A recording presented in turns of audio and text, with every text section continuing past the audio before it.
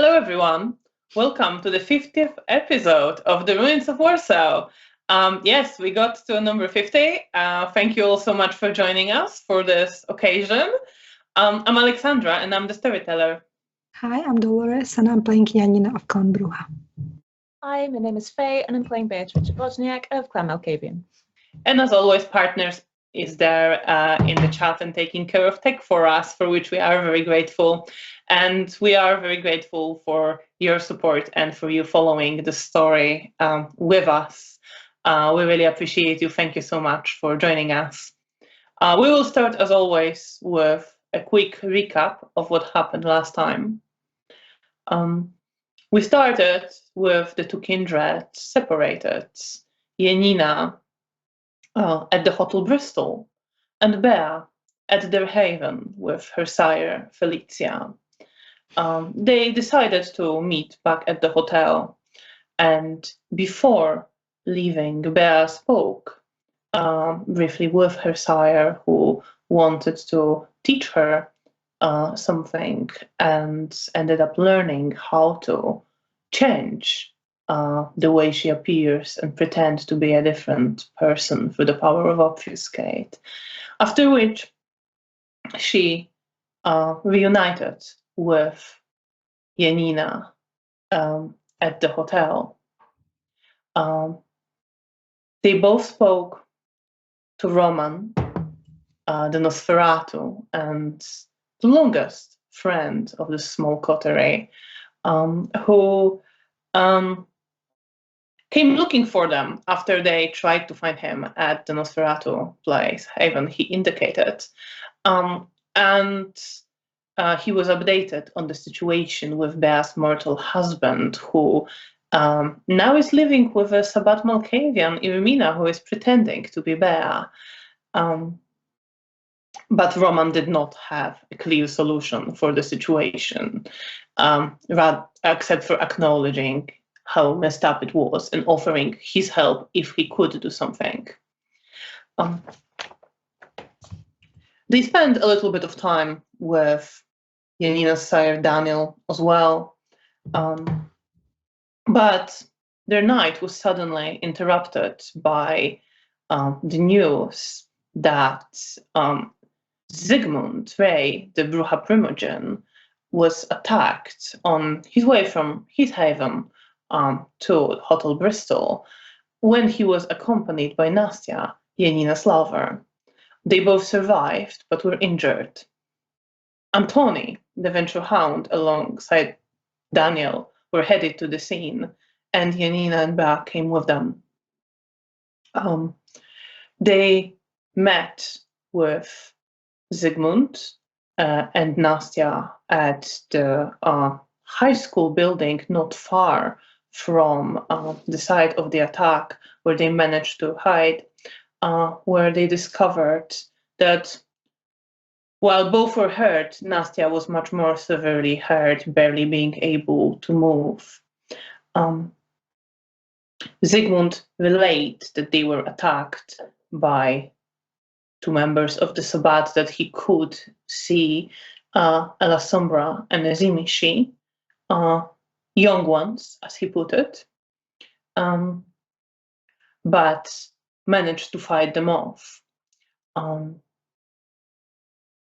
And subsequently, Janina went with Zygmunt and Nastya back to Zygmunt's place to take care of her lover and keep her company. She also went to procure some blood for her from her own lab and brought it back to Zygmunt's place.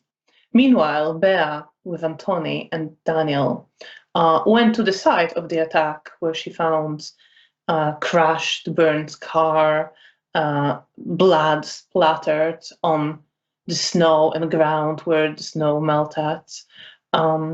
She used her gifts to get some more of the insight into what happened. And so, indeed, El Sombra, Florian, whom they met before, and Zimishi, Zimovit, who killed their coterie mate, Mara, retreating, beaten and fought off by Zygmunt with Nastia's help. But during her investigation, Bea also became overwhelmed by the crushing, suffocating darkness, and needed to be brought back to consciousness by Antony. Having concluded their investigation, they came back to Hotel Bristol, and Antony went to deal with fixing possible Masquerade breaches and making sure the scene was safe for mortals to see and investigate. While Bea and Daniel had a little bit of a chat, during which Daniel asked Bea about her knowledge of the political situation in the Camarilla and expressed his worries about Periader Primogen Mikhail Orlov being up to something to do with the prince, working to be some sort of destabilizing influence, but Daniel wasn't sure why. Neither was Bea, but she was angered by this news and this kind of behavior that destabilizes, in her view, Camarilla. And she and Daniel agreed to keep each other informed on what they see, to try to figure out what's going on, to stay safe and keep Janina, who doesn't seem to consider any of this seriously, safe as well. And that was pretty much where we ended. The conclusion of the conversation between Daniel and Bea was that they went to speak to Zoya, Daniel leading the way, Bea intending to talk to Zoya to try to persuade her to maybe not go on her chosen mission to kill a Samite who killed her child, and if she was to go, to maybe not take Janina with her, although Janina promised she would accompany her already. And we will start with Bea. Bea, you are walking with Daniel through the Hotel Bristol. You entered the hotel and you're headed towards the basement rooms in the hotel. It's all vaguely familiar. You've been all around the hotel at this point, so none of it is entirely new. But still, the corridors, the rooms blend together a little bit. Daniel is keeping his hands in his pockets, sort of glancing around. And finally, he stops and gestures just with his head towards one of the rooms. She should be there. I can... I mean, I can knock, but I think it may be better if you speak to her. I antagonized her a bit. Well, I argued with her about it a lot already, so I worry that if she sees me, she's going to go into telling people to fuck off sort of mood, more so than she's in general. Oh, okay. And I'm suddenly feeling a lot more nervous because I was hoping that Daniel was going to stay, but if he thinks that's best, then I'm not going to argue with him. So suddenly feeling a lot more vulnerable, I'll sort of go, no, that's fine. You're gonna be okay. Hopefully. As long as I don't antagonize her, well, we'll see. She's not unreasonable. I know. I know I say a lot about... She gets mad easily, and she doesn't like being here. But she's not... I think she'll talk to you. She might tell you to fuck off, but I don't think she's gonna do much more than that. Okay. I just want this to work. So do I. I'll see what I can do, but okay. Well, I should knock then. And he says, I'll look for Antoni, see if I can help with. He just makes sort of wide gesture. And then good luck. Thanks. And Antoni's good people. And I give him a smile. He kind of shrugs and just walks away. Once he's walked a little bit away, I kind of raise my hand a little bit, hesitate for a moment, and then I knock. Yes. Sorry, is Zoya answered, or is... Yes, it's Zoya, sorry. Yeah, it's Zoya. Okay. And you hear footsteps coming towards the door. And the door opens. And she's standing there. You see that her fairly short hair is now tied back. You see the freckles on her face. She's wearing quite loose white shirt at the moment. She is holding an axe in her hand. And again, you see the skin on her hands being kind of reddish, damaged, blistered. Well, the holding of the axe is really not putting me in the most settled mood, but I try and ignore it as best I can. She looks to you. Beatrice, right? Yes. I'm sorry to bother you, Zoya. I was wondering if I could talk to you. About what? About your plan. Did Daniel put you up to this? I can also have goals of my own. Sure, you can. Come on in. Thank you. And she gestures for you to sit somewhere, and you see that she throws the axe back on the bed. Okay. I'll take a seat.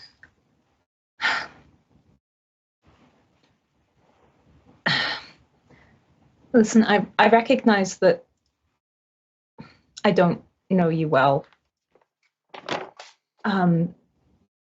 But listen, I respect both you and Count Grabowski, and I don't really want to see either of you hurt or potentially killed in an attempt for vengeance. And I'm saying this as someone who's recently tried violence for the sake of vengeance, and it didn't bring me any closure. I'm sorry, I recognize this probably isn't my business, but... I appreciate your concern for me and Isidore. But I know what I'm doing. I'm not doubting your skills. I just also... I'm aware of the savagery of the Sabbat. As am I. And I do have a secondary motive as well. I want to be open with you because I imagine you would appreciate that more than me trying to, I think Janina would phrase it as bullshit you.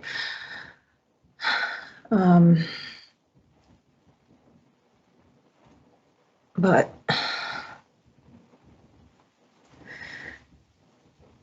listen, if you're looking for an opportunity to hurt the Sabbat, I have an alternative opportunity that would at least mean that you would have more backup, would have more people.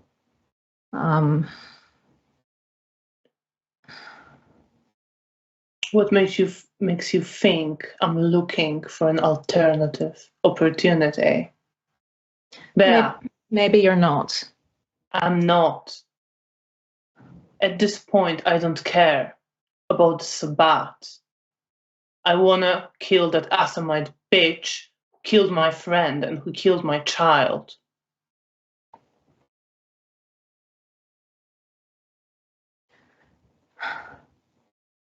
She needs to go, and somebody has to do it. And I don't see Camarilla rushing to fight. They're taking their time. But Well, things are haven't in they motion. always? That things are in motion.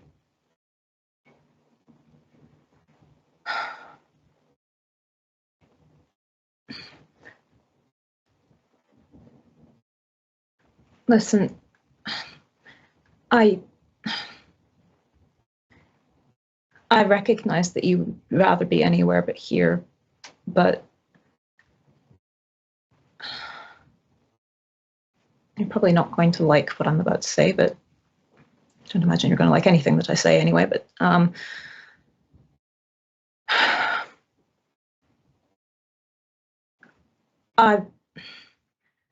I want to help those that I consider allies, or at the very least, not enemies. And whilst you'd rather not be here, you are here. And while that's the case, I consider you a part of the people that I want to help. How gracious. But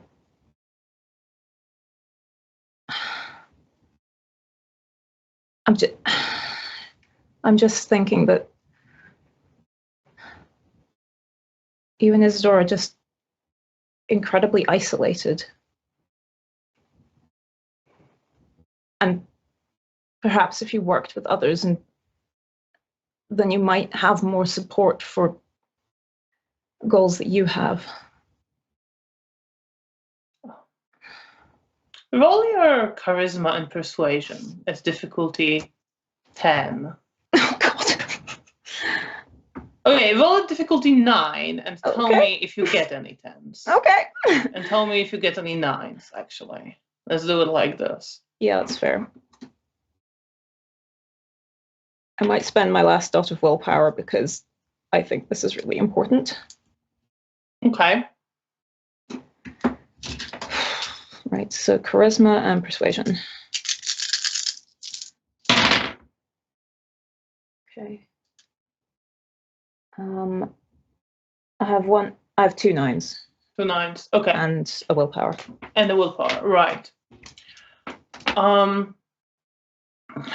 So she kind of relaxes and smiles a little bit. Okay, kid.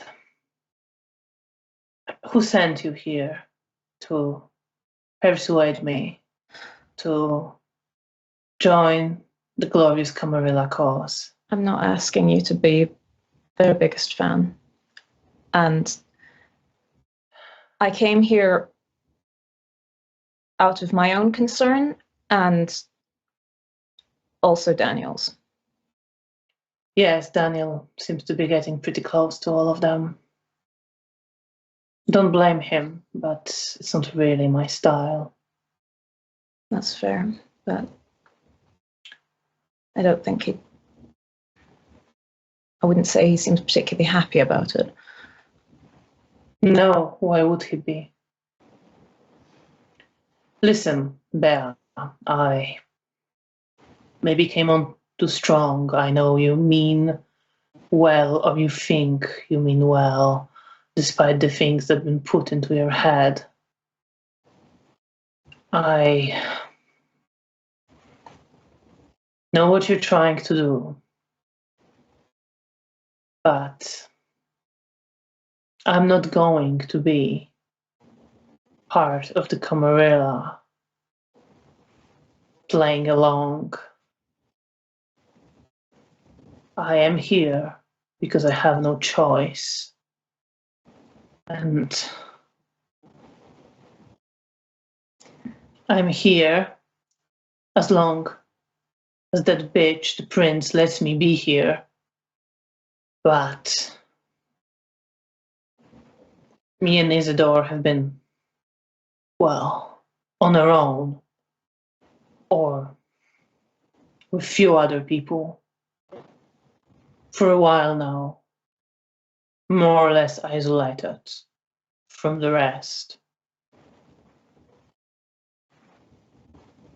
I wouldn't be doing things I don't think I can do. Okay. Well, like I said, I have a secondary objective. And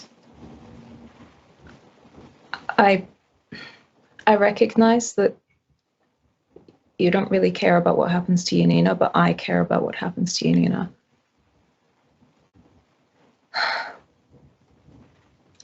And so I'm asking you, please don't take her with you.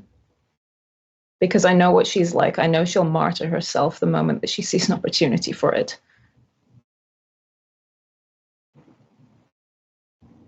Roll charisma and persuasion again, this time with difficulty 8. And I'm taking into consideration your successes from before as well. Okay.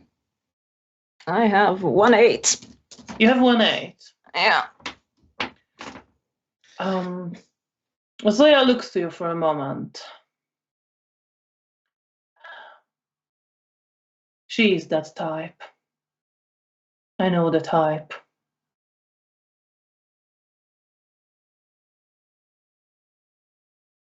You should know they're the type who usually doesn't survive very long. I know.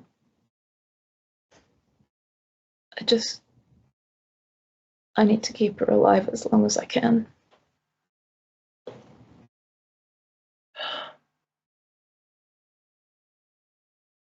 She's like a sister to me.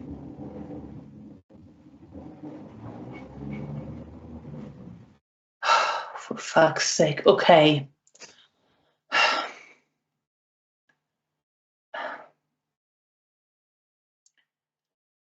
Right, I can't do this to you.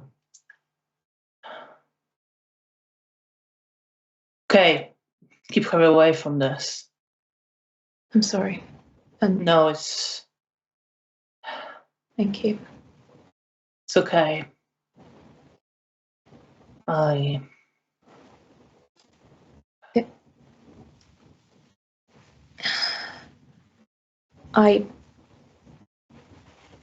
also want the Asimite gone. To be honest, I want all of them gone. I just want the city to feel safe for once. Oh, Bea, the city has not been safe for decades, at least. Not for as long as I've been here. Yeah. But it has gone more to shit in the last few years. I certainly don't remember a time before it. Oh, it would have been before your time. Yeah. Well, thank you. And I wish you the best of luck. If you need any insights or anything, I can sometimes offer that. I appreciate that. Take care. You too, and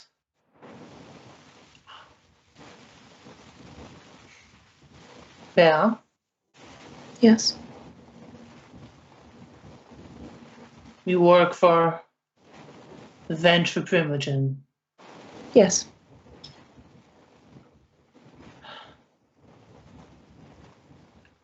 She sort of looks almost like she wants to say something. And then has this angry expression in her face. I'm curious. Can I read anything more into that? Yes, roll your perception and empathy. Yes, difficulty 6. Okay.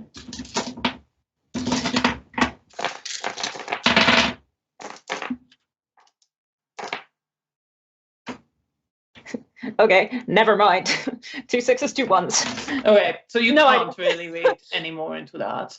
Mildly angry. Cool.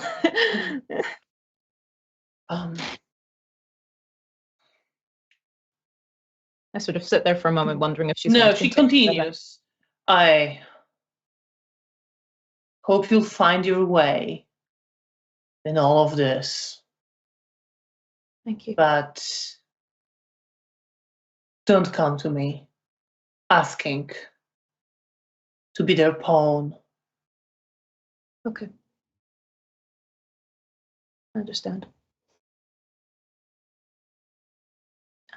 Apologies.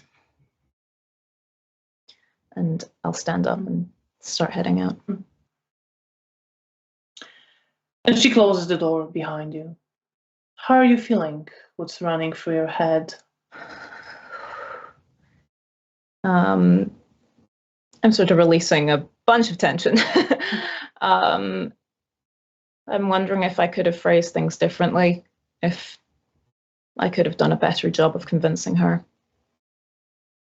Because I did genuinely mean it when I said I don't want harm to come to her or his door.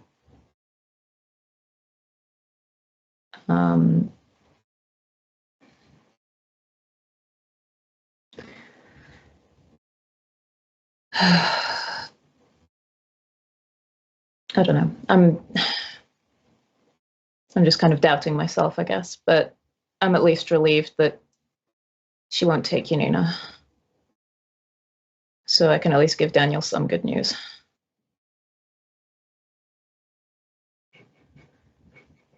And where you're heading? Upstairs. I think I'm just walking at this point. I'm just seeing where my feet take me. All right. So you're walking upstairs into Hotel Bristol. Yeah. Janina. You're getting back to Hotel Bristol, Yes. having left Nastya as safe as she can be with Zygmunt,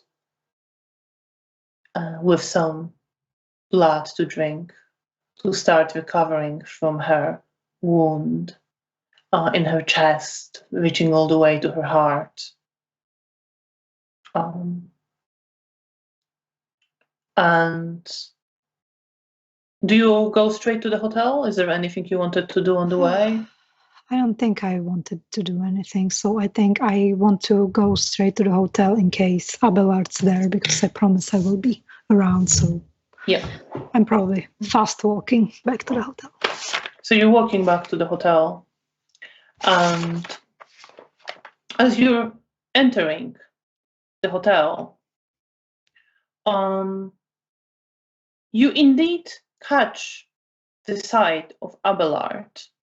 He is sitting at the cafe. The cafe is basically closed right now. There's no more music playing. There's someone cleaning the tables, but there's this couple of people still kind of hanging around. But it is now quite late. And Abelard is sitting there, wearing his usual tired, wrinkled, a bit older face, and meticulously made clothes, including the coat decorated with golden thread. And he's clearly looking at the door, and as he sees you, gestures towards you. I will go towards him. Good evening. I'm sorry.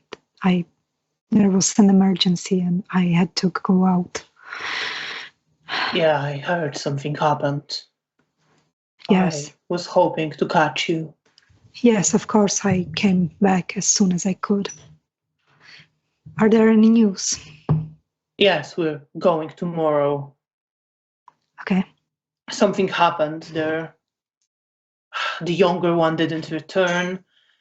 They're distracted, disorganized. And that, well, whoever she is, Zimi, she shouldn't be there. All right. Lucian is determined and we're going. Yes, that's good news. I want to go too, so I hope you're counting on me. Of course. And yeah, we appreciate it. Glad I caught you.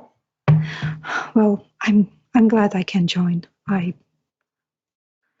want to do everything to get Dominic back. And the sooner we go, the better. So I'm excited that it's tomorrow. I wouldn't say I'm excited, but bring your everything because we'll need it. Okay, so when do we meet and where? Let's meet under the Poniatowski Bridge where I picked you up last time. Okay. What's 11. Time? All right, I'll be there. Be with Lucian. I'll ask Bea if she will come as well. If not, then I will be there alone. Well, that's up to you. And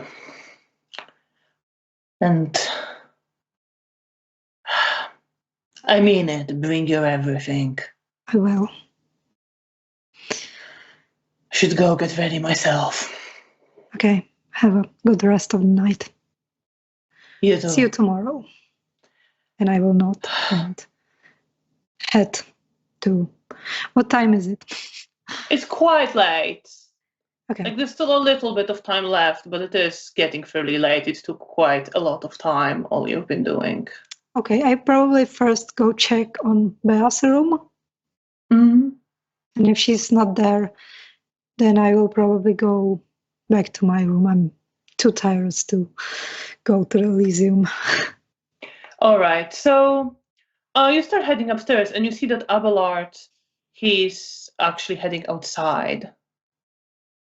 Roll perception and empathy, actually, before you go.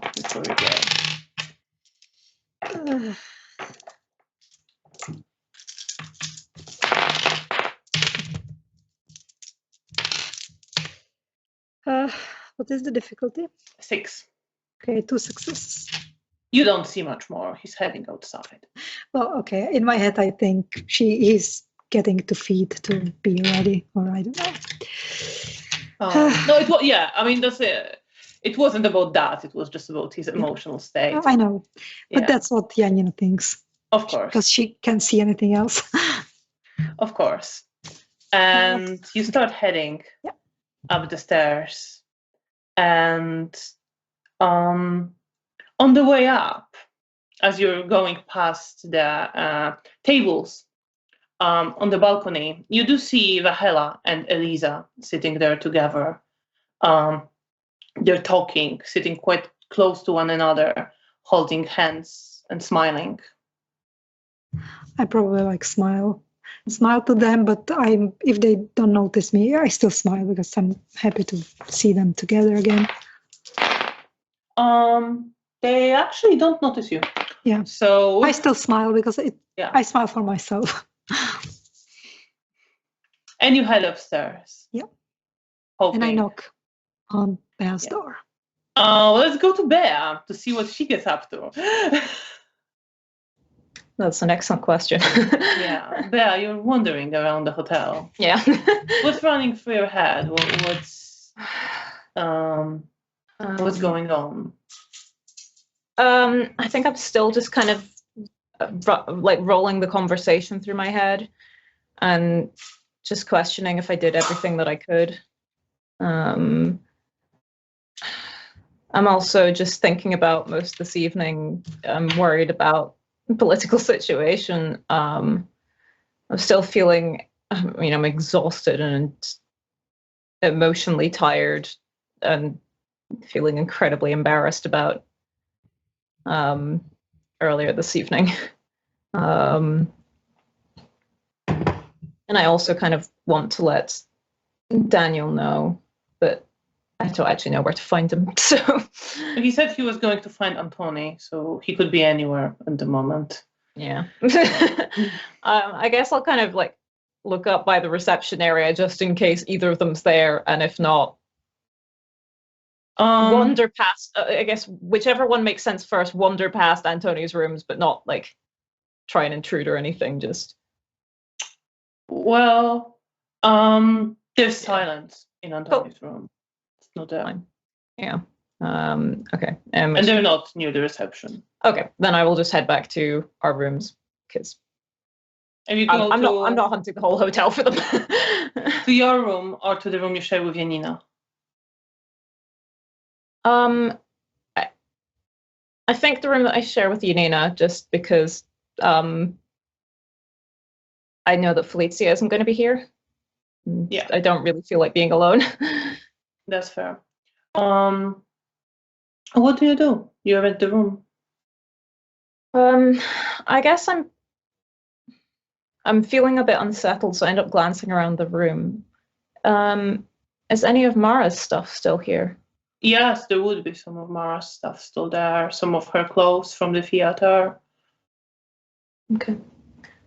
Some of the props she would keep around. I guess I just end up sort of picking up some of the props and bits and pieces if she has any books of poetry or anything, or like plays. And sort of flicking through things, but just feeling quite unsettled and this feeling of loss and hoping that I haven't made a mistake and just general stress. And you look through it. She has some books of poetry, some plays. So you spend some time feeling unsettled and looking through that. Janina, you don't find Bea at her room, but you head to your shared room. Do you knock or do you enter? Since it's my room, I probably don't knock. Fair. I don't expect Bea with a lover. No, she's not with a lover when you open the door, but you see her sitting near where the Mara stuff is and reading some of the books that are there, looking at some of the props. Hey there. Hi. Are you okay? Yeah. And I sit next to Bea. It's just been a really long evening. Oh, in a series of long evenings. Yeah, you tell me. How is she doing? Better. I went to bring her some of the blood from my lab, and she's scared, but I think she's gonna be okay. She's a tough one. What about you? Did you find anything in the scene? A few things, nothing particularly insightful. And I look a bit awkward and embarrassed again. It's made a complete fool out of myself, but other than that, oh my God, what happened? We want to talk. Sure. I was examining the scene of the crime with Auspex, and I suddenly got this. I saw very clearly the driver being suffocated by this darkness, and it felt like I was there. And I started freaking out, and then I come to, and Daniel and Mr. Bieletsky are there, and that can happen to anyone. It must be overwhelming. I'm sure they don't think any less of you. I just kind of flop back onto the bed in this sort of pose.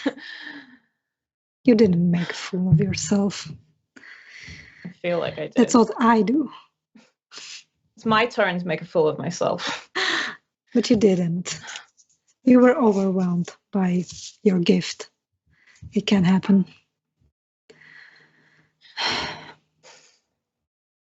Are you remembering Mara? And I look at the stuff around and Bea. A bit. It's easier when I have something physical. It reminds me that the person's there, or was there. I'm sorry. It's okay. It's just absence is hard to notice, if that makes sense, unless it's you or Mother, I guess. I'm around you constantly. But it's good to have things to remind you of someone. Yeah.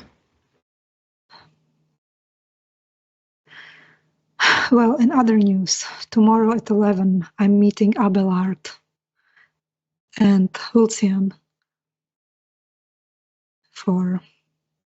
we are going to try and get Dominic out. Are you coming? I don't feel pressured.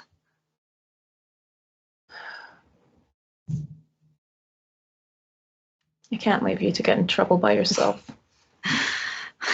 Well, I feel bad dragging you into trouble. Well, stop getting into trouble then.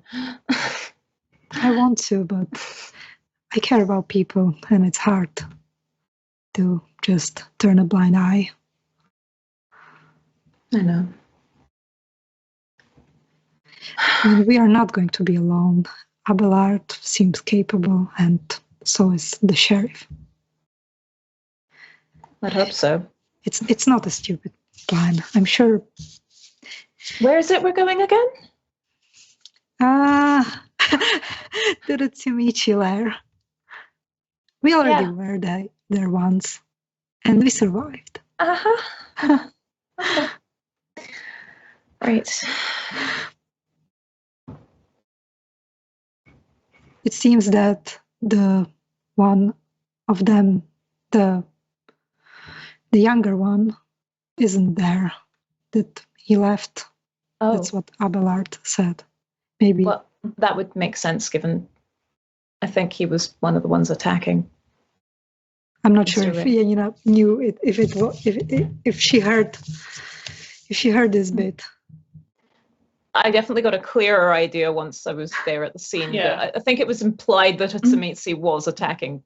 Yes, Zygmunt would have mentioned that Janina might not have been listening because she was busy with Nastya. Yeah, I think it was like something like that. Fair enough. Okay, so that makes sense. So maybe he's hurt and he has to lick his wounds. Who knows? Well, I certainly hope they won't be there. So do I. But I hope Dominic will be there and we will be able to save him. I hope that he's in a state that's transportable. Well, at least whatever happens, we can say we tried. If we make it back. But have faith. That's your job. Mine's to be a skeptic. Yes, you're the wisdom and skeptical mind of You're my the blind faith and optimism. And no brain. You have a brain. You just often choose to not use it. Yeah, I prefer the heart. Right. Anyway, it's getting late, I guess. We're both tired. It was an eventful day, and tomorrow night's gonna be even more eventful, apparently.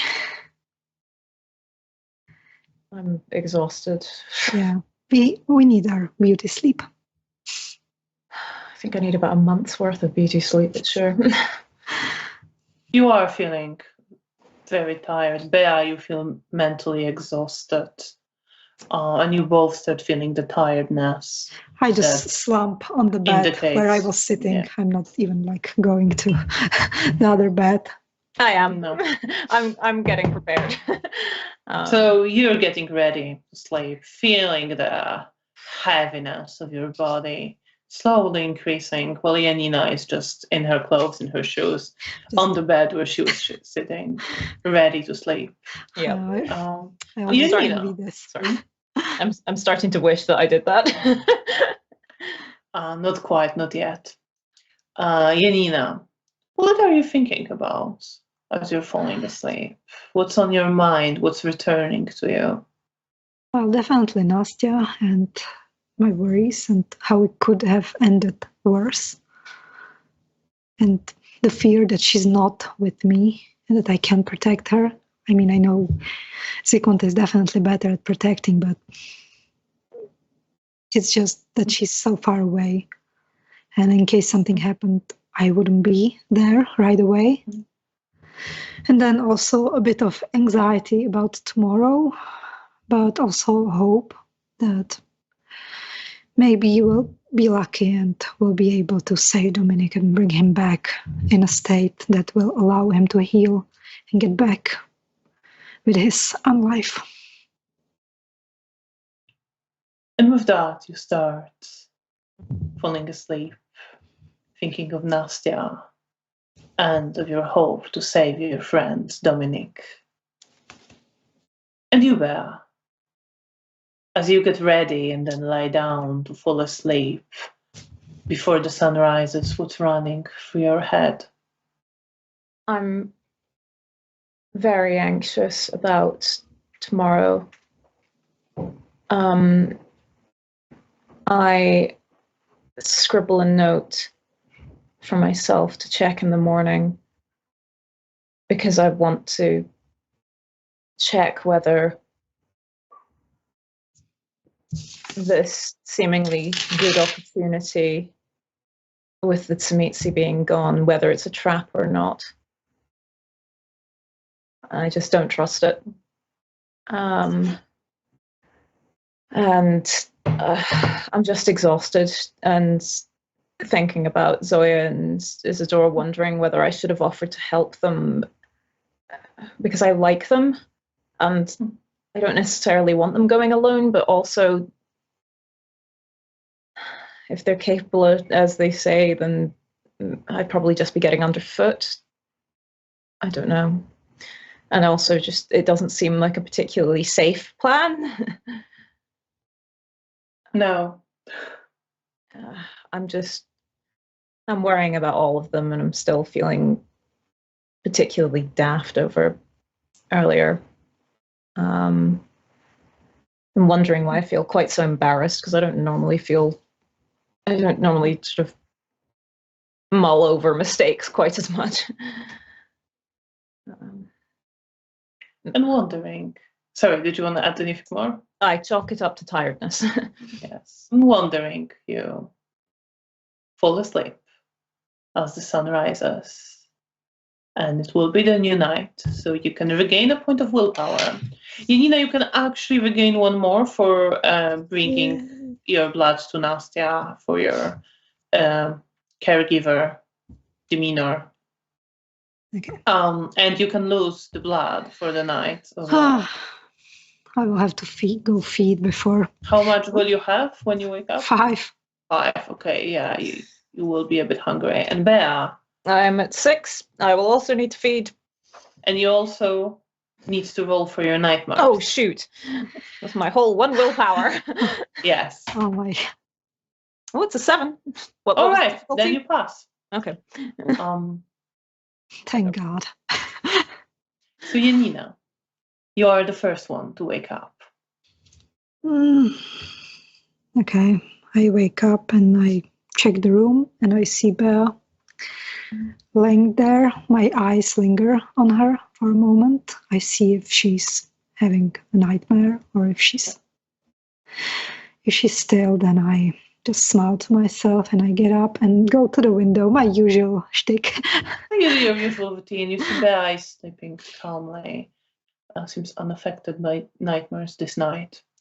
And you look outside and it is it's fairly cloudy right now and snowing, but a little bit. You think it snowed more during the day, and now these are the last snowflakes falling as the clouds are beginning to disperse, becoming thinner. You can see some of the sky through them in a few places in the sky.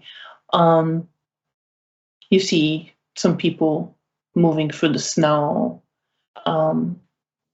You see the footsteps on the street. You are feeling a bit hungry. It's not an overwhelming feeling, but like so often when you look at people, sometimes you find yourself imagining sinking your fangs into their necks. I sigh and just wait for Bea to wake up and hope that she's also hungry, that so we could feed together. You wait. There is a knocking on the door. I glance at Bea and I go to the door and open. Daniel's there. Oh, hey, buddy. Hey, I wanted to ask how's Nastya and how are you holding up? Come in. And I let him inside and sit on my bed. Well, Nastya's, she's doing, okay, I guess. She was hurt pretty badly, so I'm not sure how long it will take for her to fully heal, but I brought her some of the blood that I work in my lab. So I hope it will help. Other than that, I think she's all right. She's a tough one. Yeah, well, I'm sure she is, but she got pretty fucked up last night. Yeah. I was don't scared. know those things, but I can know a serious injury when I see one. Yeah, it was not a pretty sight. But yeah, we're tough. We heal. I mean, Yeah, I'm sure she heals. I'm just scared that something happens to her while I'm not with her. maybe we should go hang out with her more. I'm sure Zygmunt seems to be very supportive of you. He won't throw you out. I definitely will. I know that, but I also have some other plans, especially tonight. Maybe tomorrow I will go catch up with her. What plans do you have? And I smile at him and I stroke his face. I don't think you want to know. You don't even need to roll. He looks terrified. What the hell? Zoya's not going anywhere tonight yet. You can't be going with her. No, it's not with her. It's something else. Bea, around this moment, you start to wake up and start hearing this conversation as the first thing seeping into your consciousness. Okay. Something else. Yes, but don't worry. Sheriff is coming. What are you doing for the sheriff? I sit up. Well, I guess there's no point in lying to you. We are trying to get the Nosferatu Dominic back out of the Tsimichi house. And I hold his hand and squeeze it.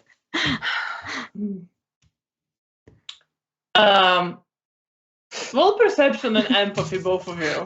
Oh, good. Poor Daniel. Am I going to have to deal with the frenziing Bruja 3 seconds after waking up? Difficulty 6. I'm Okay, not I rolling have for 4 him. successes. He's not hiding anything right now. I have 4 successes. 3. Wow. 4 successes. Bea? Sorry. Yeah, none. 3 successes. 3 successes. So you both see. At first, when he hears this, he's just in a shock. He's not feeling anything. He's just processing.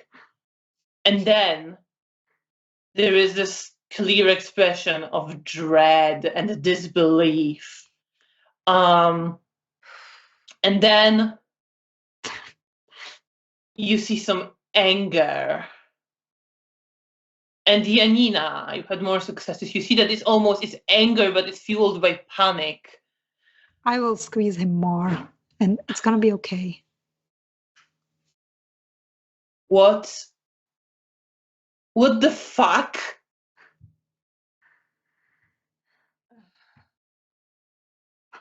Dominic is a friend, Daniel. I can't let him Stay What the there. fuck is happening? What are you up to? And he kind of stands up. He pulls his hands away. I will stand up as well and just like place my hand on his shoulder. Calm down, Daniel. I don't want you to frenzy here again. And I look at the door. Yeah, the door is still partially broken. Yeah. Daniel, Calm down. Daniel, please. And I would like to use passion to lower the emotional stakes in this room, please. Yeah, okay. Roll your charisma Poor and man. empathy with difficulty 7. That's I fair. love him so much, but I I feel so bad. maybe stop antagonizing him. Oh, that's where all my successes have been. Okay. That's at least 5 with 110 in there. 5 with 110. Yeah. Do you have anything that? I don't think so. I don't think so. No, it's polite and hidden pain. That doesn't seem apt. No. It's hidden, not hidden. It's not hidden pain. No. So what happens is he stands up and Janina starts talking to him about not frenzying again. And he just turns to you and says, fuck you. And then, yeah, you do your thing. Yeah. And you both see, Janina, you quicker, clearer. That he is calmer. He's not so angry and terrified anymore, but there's definitely still concern on his face. There's still disbelief. Once he's not looking like he's going to lose his temper, I will slowly sit back down on the bed and pull out my journal and start trying to figure out what the hell is going on. I will. So you do that. Meanwhile, he looks to you, Janina. I'm sorry, Daniel. I know I keep. What the hell? You're going with. Who knows about this? Is it a Camarilla operation? I don't think it's official Camarilla operation, but it's me, the sheriff, and Abelard, Dominic's sire. He looks to you, Bea. Did you know about this? Are you in on this? Yes, apparently coming too. If she still wants to, and I smile at her. One moment, Janina. I need to check something first before.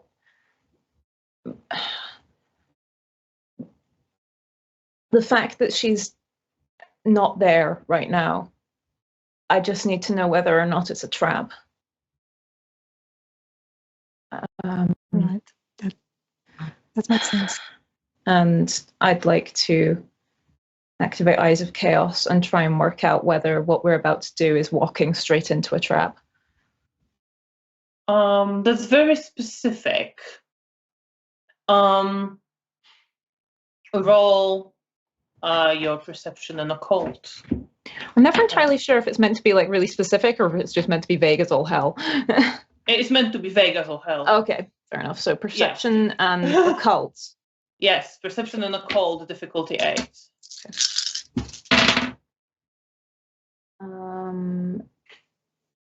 2 successes. 2 successes. So you're thinking about the house you're going to. And the lady of the house waiting there.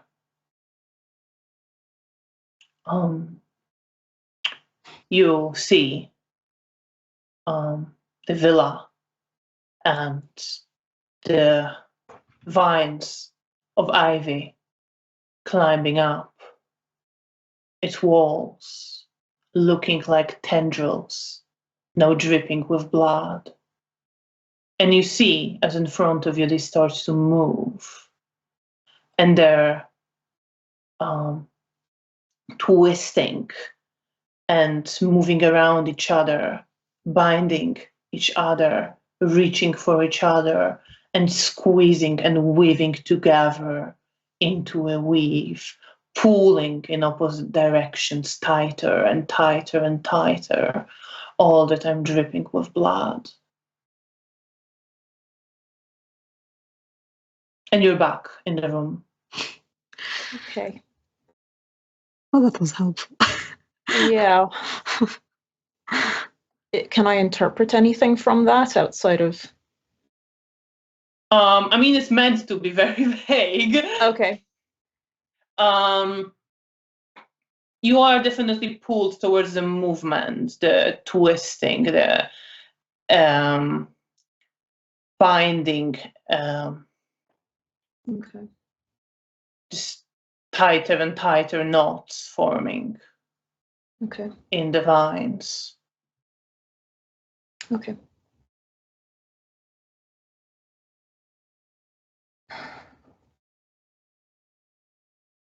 Sorry, I'm just making a note because I've been quite lax on my notes recently and it's been a problem.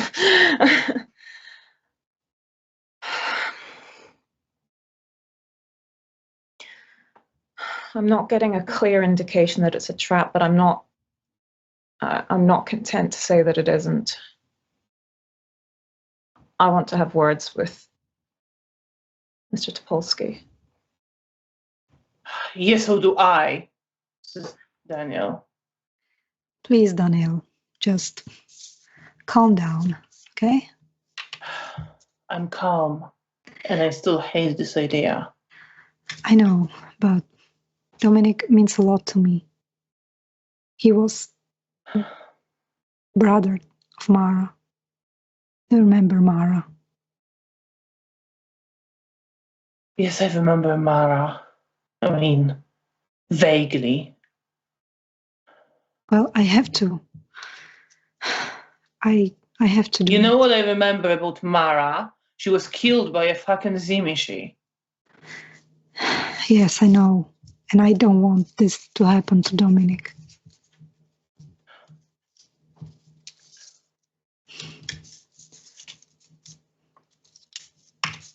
Just trust me and Mr. Topolsky. Sorry, I'm very bad with last Polsky, names. yeah. Okay. I'm sure he's the sheriff. He's not stupid. I need to. But you're not going. I need. No, I'm sorry. I can't let you do that. No. No. Please. And he kind of gets ready to leave.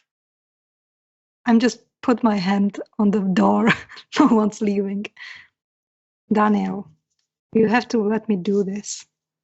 If you let me do this, I promise I will stop offering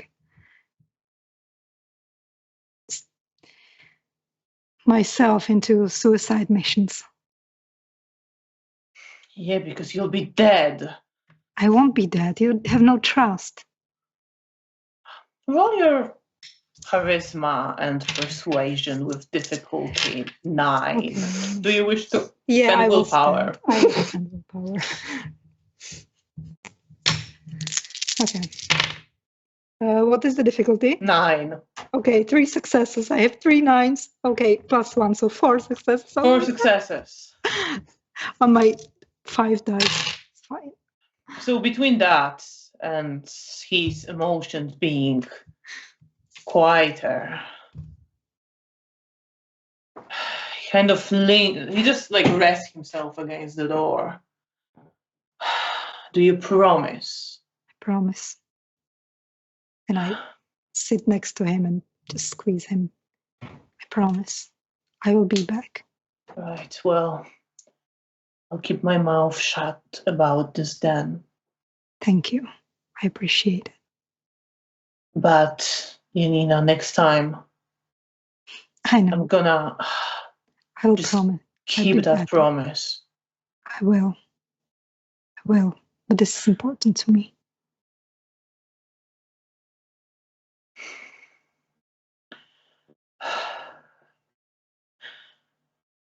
I know I can't win with you here.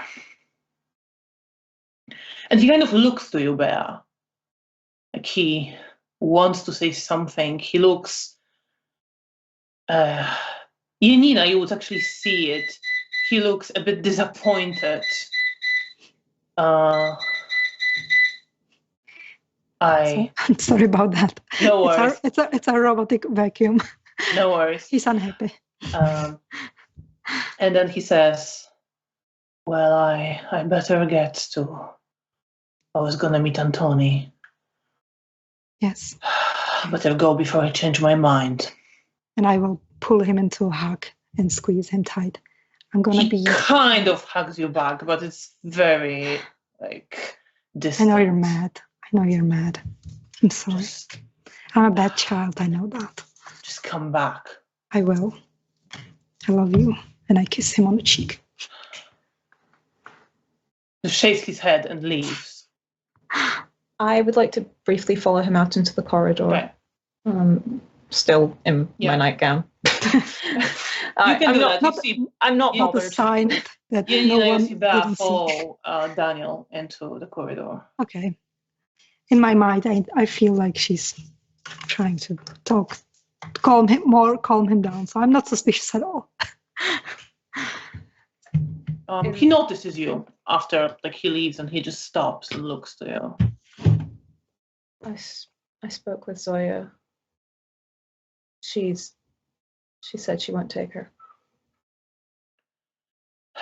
Thank you. I hope that will make a difference. I'm sorry I wasn't able to do more. I'm sorry, just... No worries. It's fully charged and it sometimes keeps beeping. Yeah. Daniel just looks to you. I can't believe you're in on this.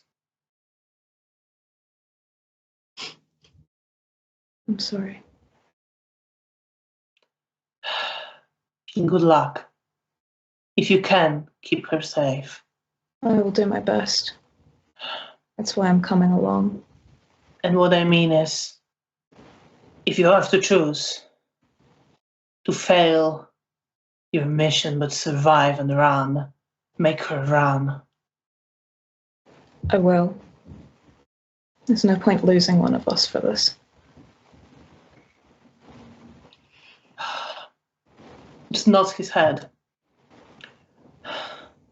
Good luck. Thank you. But you see that he hates himself for saying it. Poor baby. And he's not, it's not so intense emotions, but he's frustrated with himself. There's certain guilt, there's certain doubt. But you don't think he will break the promise to Janina. Okay. And he walks away. I'm feeling exceptionally guilty now. And I head back into the room. Is he all right? Very worried about you. I know. But I have to do this for Mara, for Dominic. You better keep your promise after this. I will.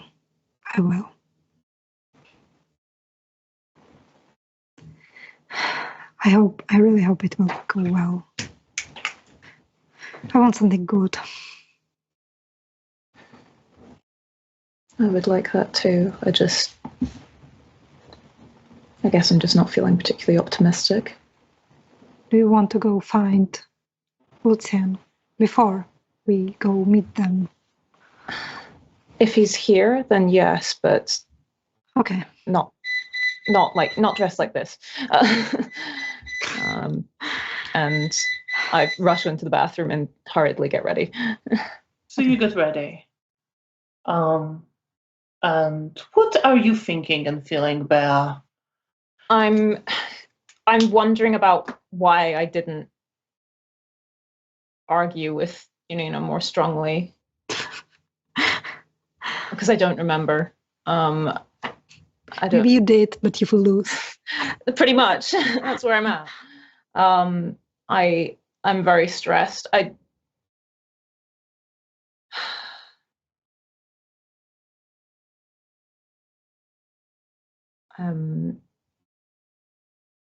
I'm feeling mentally exhausted and kind of hungry, and I don't feel prepared to deal with a Tsamitsi house, but I need to make sure that Janina makes it out of this alive.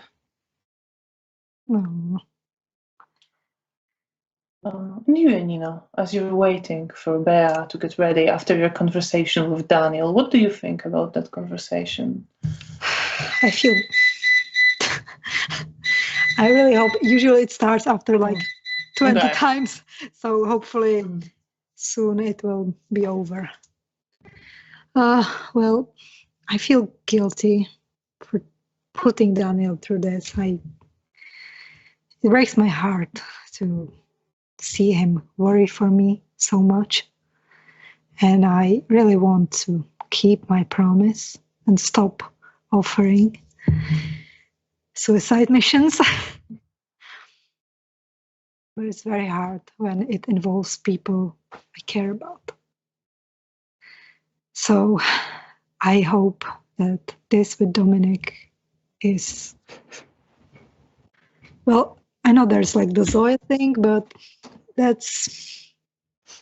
I can live without it if I would have to not go. But this Dominic was my friend and he was important tomorrow. And I really want to save him. So I just can't back off this thing. But after that, I really want to stop being so impulsively and volunteer to everything. Oh, so you hope you will be able to keep that promise. I hope so. For Daniel. And you get ready and you set out to search for the sheriff. And I think we might take an earlier break for Dolores to maybe sort out her vacuum if that's even possible. I'm not sure. Usually it like and then beeps. It should stop, but we'll see. I will turn it off. Maybe it will like finish it beeping during our break as well. We will be back in about 15 minutes. Thank you everyone for joining us and following the story, and we'll see you after the break. Take care.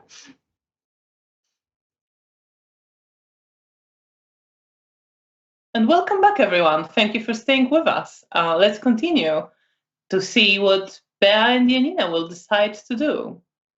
So, when we stopped, you set out to look for the sheriff. Where are you looking? The museum, I guess, first. Yeah. If we can go into some of the back offices, he might be there. I don't know where, but all right. Probably first go to the Elysium. It's easiest. Yeah. So you go to the Elysium. And sheriff is not there. You see Mikhail is there with Stefania. You see that Joachim is there with his sire, Mr. Cernovsky. Bea's favorite Tremere. Yeah. There's a couple of other people, but you don't see the sheriff. I guess then we just turn around.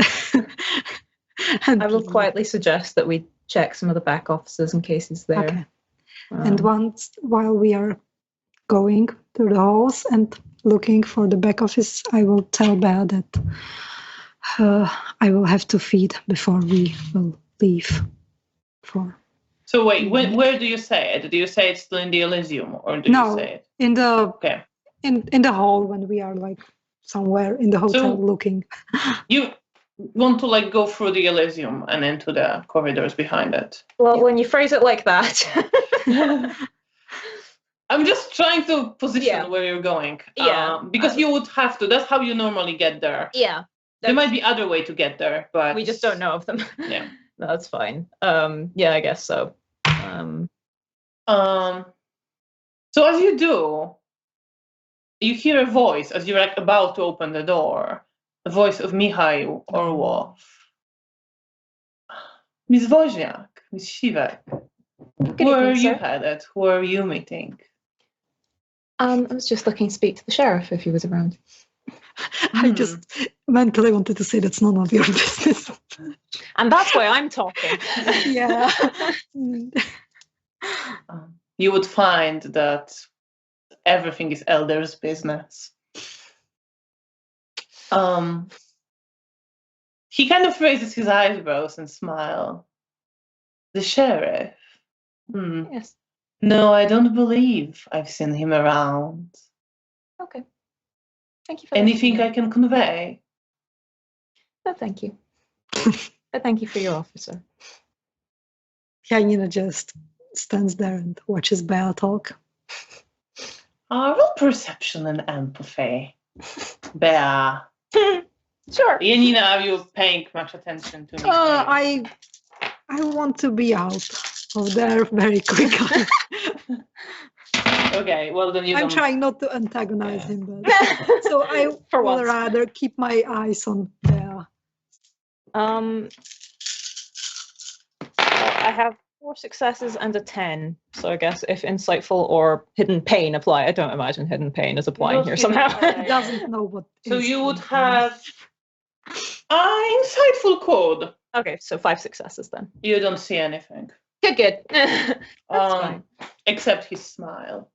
Fair As he enough. kind of waves you away. I will bow politely to him as we leave. Do you leave the Elysium or do you go into these corridors to look anyway? Well, if he said that he hasn't seen him around, then I'll. We will go look anyway. No. No. No. So you leave the Elysium. Yeah. Yep, that's not the vibe I'm going for. Okay. Well, in that case, once we are out of the Elysium somewhere far enough, I will just say that I need to feed on somewhere on the way. That's the way. Okay. So then I guess we can still talk to him before when we meet him. Let's hope so. Maybe he's also already preparing. Probably. So are we ready to sail off? As I'll ever be. Yeah, let's get us feed. So you head out of the hotel. Yeah. And look for opportunities to feed. Are you just looking to find a person on the street Yes. to drink from? Yes. In that case, roll your wit and alertness with difficulty 7.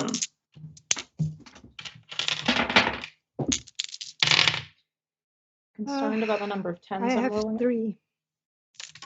2 10s. 2 10s, okay.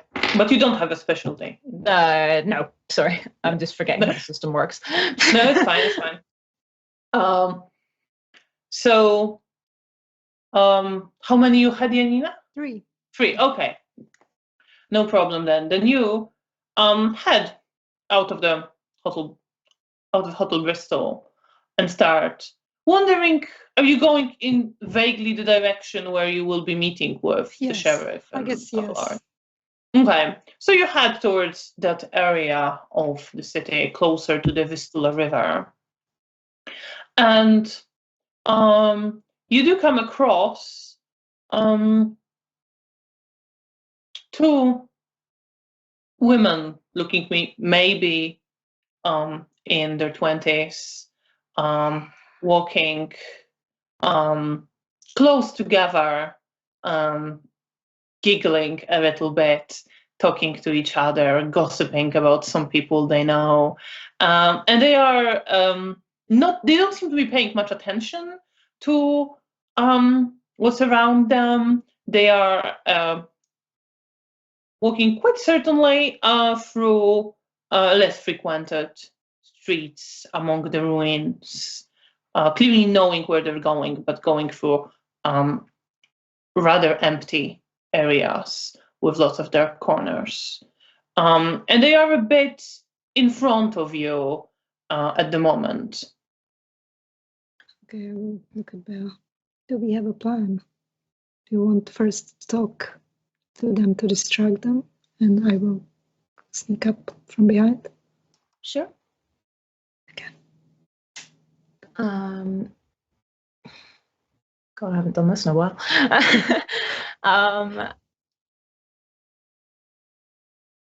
I would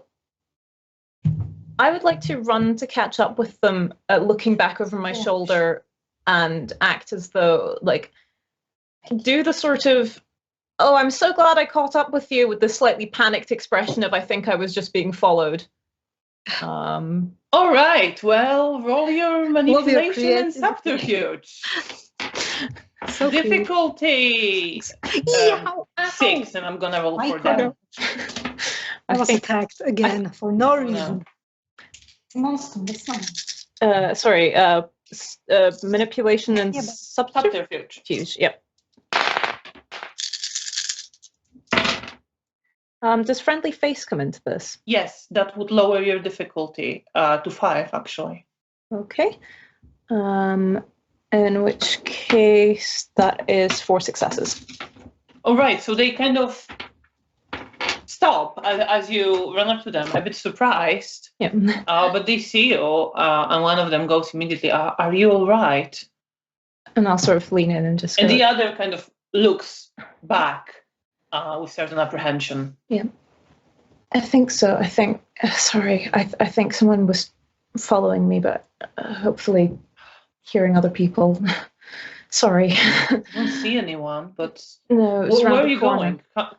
I just up the street a bit, and I'll just give them some spiel about where I'm headed, and just sort of be very grateful and appreciative to them, and just look as though I'm slowly coming down from like an adrenaline high. And I'm waiting to see whether Janina manages to. Am I behind them? You are behind them, and they are believing you. Yeah, they kind of they want to. They invite you to come walk with us. We'll get to you to somewhere that's safer. Thank you. It's normally all right people here, but you never know. Yeah. And maybe I'm just being paranoid. It's been a week.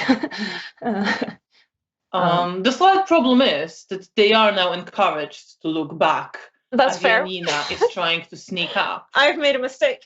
So Janina, I'm going to give you higher difficulty. Okay. 7 for sneaking up. Okay. Well, I will probably, like, since I'm a woman, I will just walk, like, so if they, like, glance back, I will just pretend like I'm a woman walking and not knowing in that case, roll your charisma and subterfuge, actually. Okay. With difficulty 6, I'm gonna roll for them. Okay, I have 3 successes. 3 successes.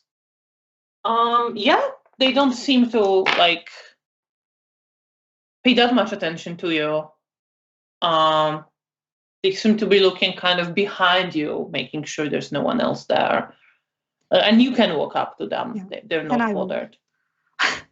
And I will walk, and once I'm like close enough, then I will jump.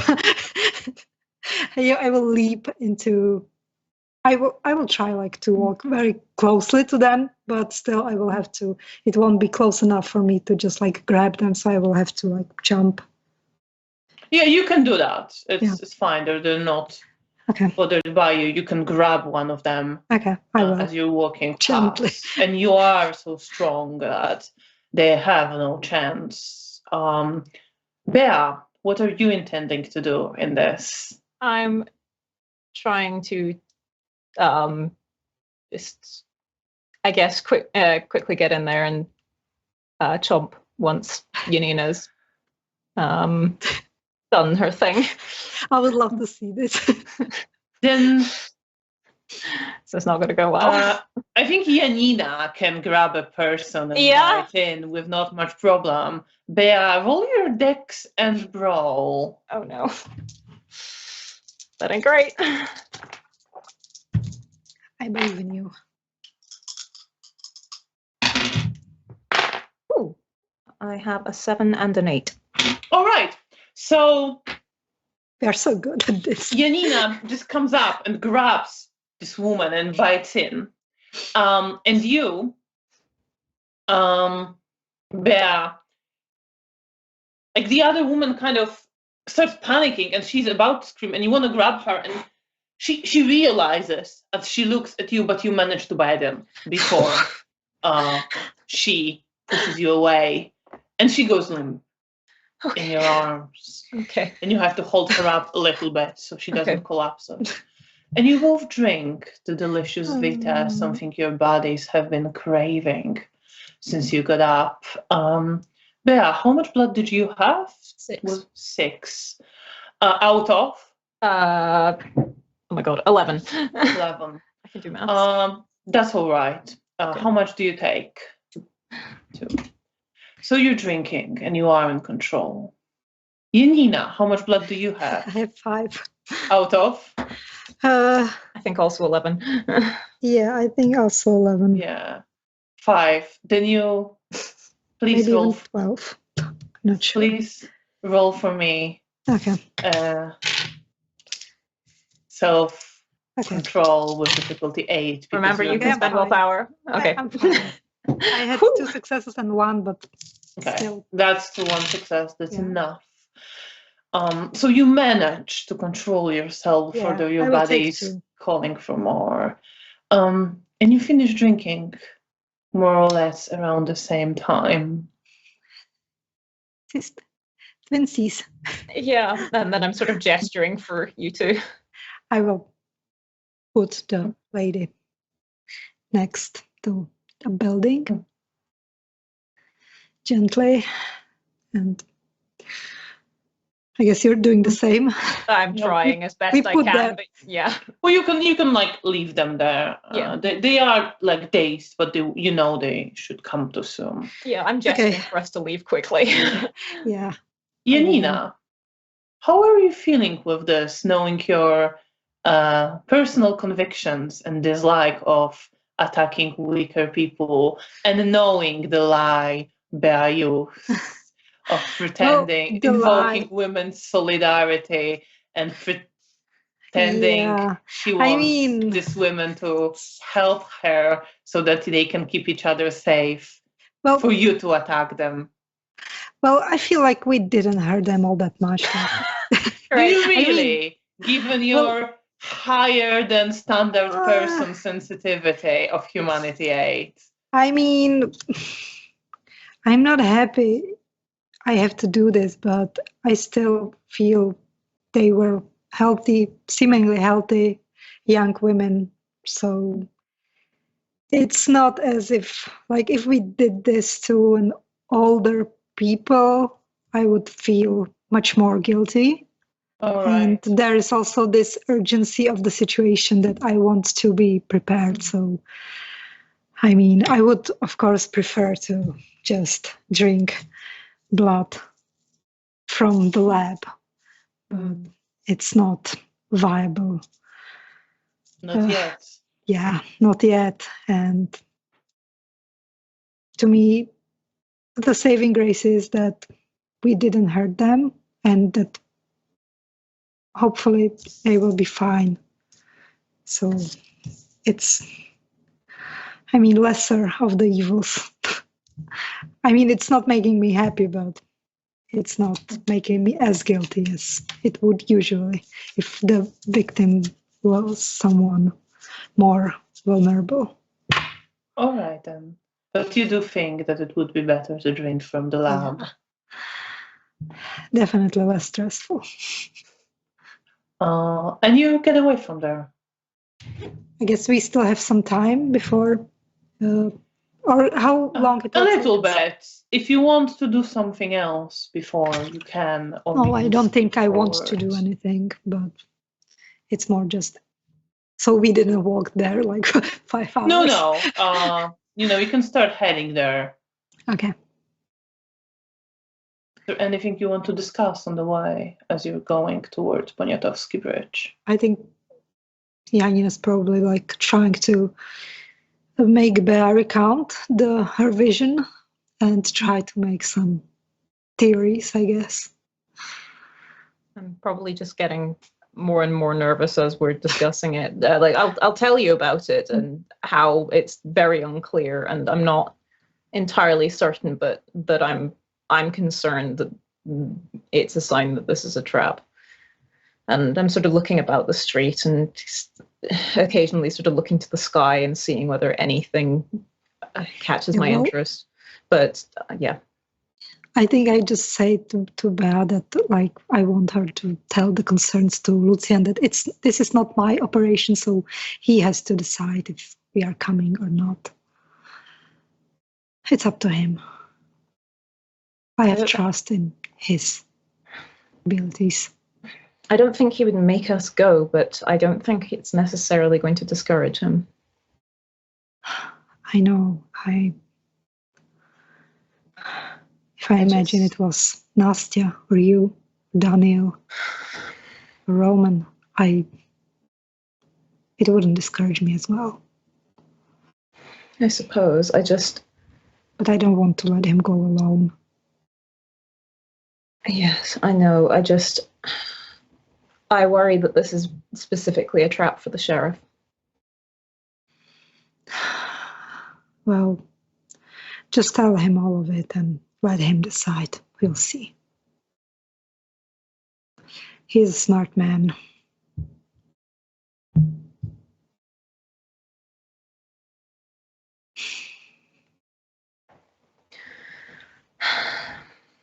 Yeah, do you have any thoughts you don't share with Janina on this? I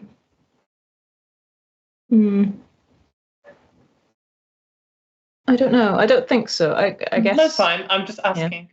Yeah. Not in relation to this.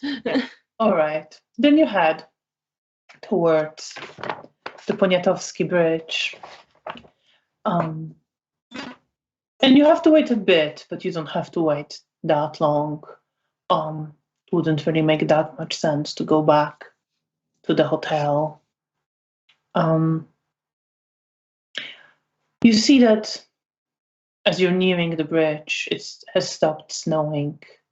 There is fresh snow now on the ground, on the ruined buildings, making the city seem somewhat brighter in the moonlight. But as you get towards the bridge, it is dark underneath it, and it is almost completely dark in the shadow cast by the bridge where you're waiting. You wait there for a moment, talking, considering the wisdom of what you're involved in and Bea's vision. Bea's wisdom. And eventually you hear a car approaching, and you see the same car, or similar one at least, that you saw Abelard drive before. And the car stops in front of you. And you see in the passenger's seat Lucian,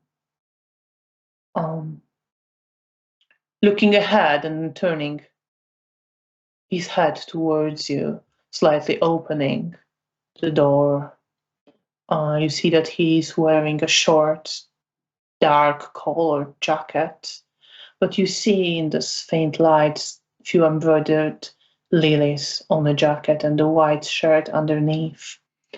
They look like a bit older clothes, but still very nicely made. And you see as he opens the door to talk to you that he has his saber at his side, and one of his hands is not on it, but near it. And behind him, in the driver's seat, you see the figure of Abelard, his face of an older man, sitting there, not dressed as with such a flair as usually, wearing sort of kind of usual workers' shirt jackets that's visible too light for the current weather. Lucian opens the door, looks to you. Miss Woźniak, Miss Siwek, good evening. Good evening, sir. I'm glad you decided to join us. Yes, sir. Before we head out, though, I feel like this is going to be a trap. I'm not certain, but I don't have a good feeling about this. Well, perception and empathy.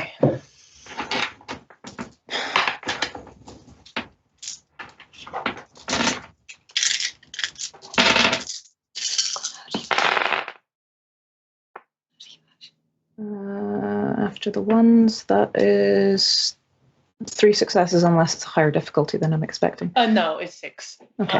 But you don't see much. That's fair. You just see Lucian look kind of past you into the darkness, the shadow cast by the bridge. For a moment, and his hands tighten a little bit. It may well be, but that was always a possibility. Understood. I do not expect you to accompany me if you decide you're unwilling. I look at Bea and I just said, I'm going.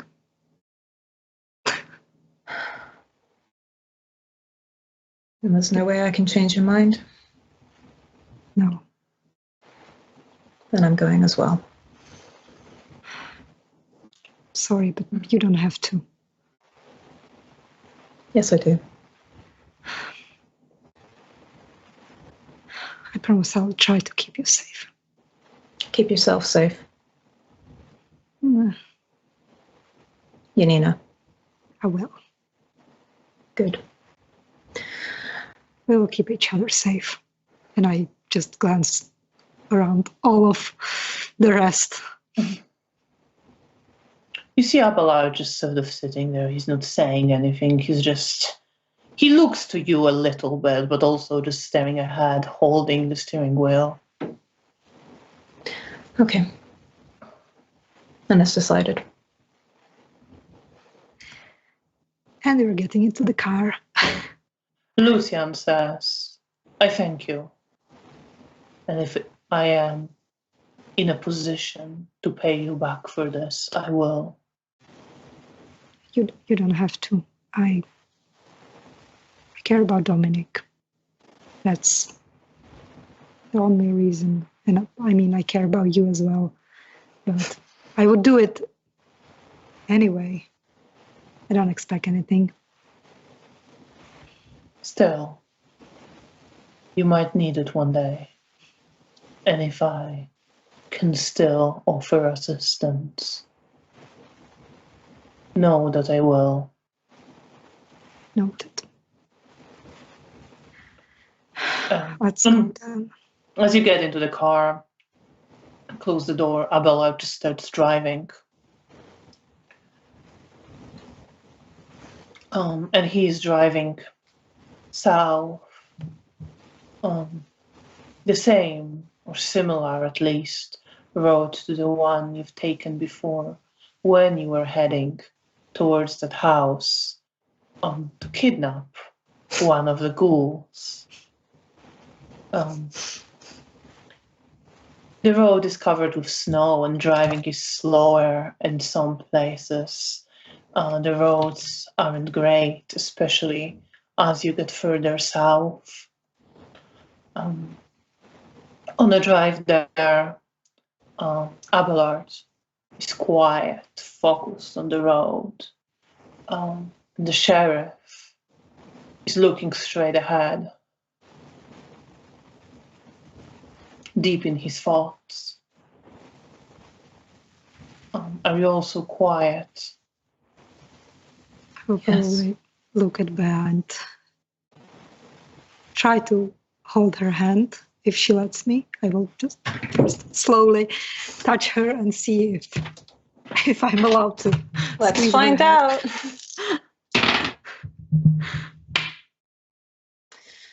out. Nope, that's one success and a 1. So No, Bella. No. Nope. So Janina today. wants to hold your hand, and I'm too anxious. Yeah. Then I will pull my hand away, and I just whisper, "It's okay. We're gonna be okay." You better be. And I will turn. I hope we'll make it out of this. We will. And I will look out of the window the rest of the ride. You look out the window and you see you eventually leave the proper city and get into the less urbanized area with more houses, villas, wooded areas, some fields. The fields now covered in clear snow, glistening in the moonlight. And eventually, like before, you turn into side dirt roads, heading deeper into the woods. Janina, roll your wits and survival. Just difficulty 7, just to see how well you know the area by now, how much you can tell. One success. One success. So initially you were wondering, is it the same place that you've headed, but you realized not quite. You turned a bit earlier, you're going through the woods a bit more, and you think you should be coming from a slightly different direction towards the house, more from the back. So you feel like you don't feel super certain in the area, but you feel like you could find the house on your own from here. Like you should be able to. It might take you a bit more time, but you feel reasonably able to navigate this part of the city now, or it's not quite the city. And you stop in the woods at some point. Abelard gets out of the car. The sheriff gets out of the car as well. You see Abelard goes to the boot of a car, opens it, and takes out a small axe and then stuffs it under his jacket, gestures to you. Well, anything you need? I'll have a look, see if there's anything that looks like I could use it more effectively than just a knife. I mean, there are a slightly longer blade is basically the only you thing. You could find a bayonet there, definitely. Okay. Well, I feel like I'm best with my bare hands. So.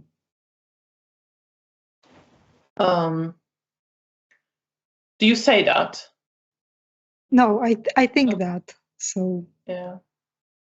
I feel like I would be clumsy with a weapon. You have some melee, don't you? Do I? Nicht to. Sorry, I have to protect my hands. That's fair. Yeah, that's fair. Important. I have 2 melee actually. Yeah.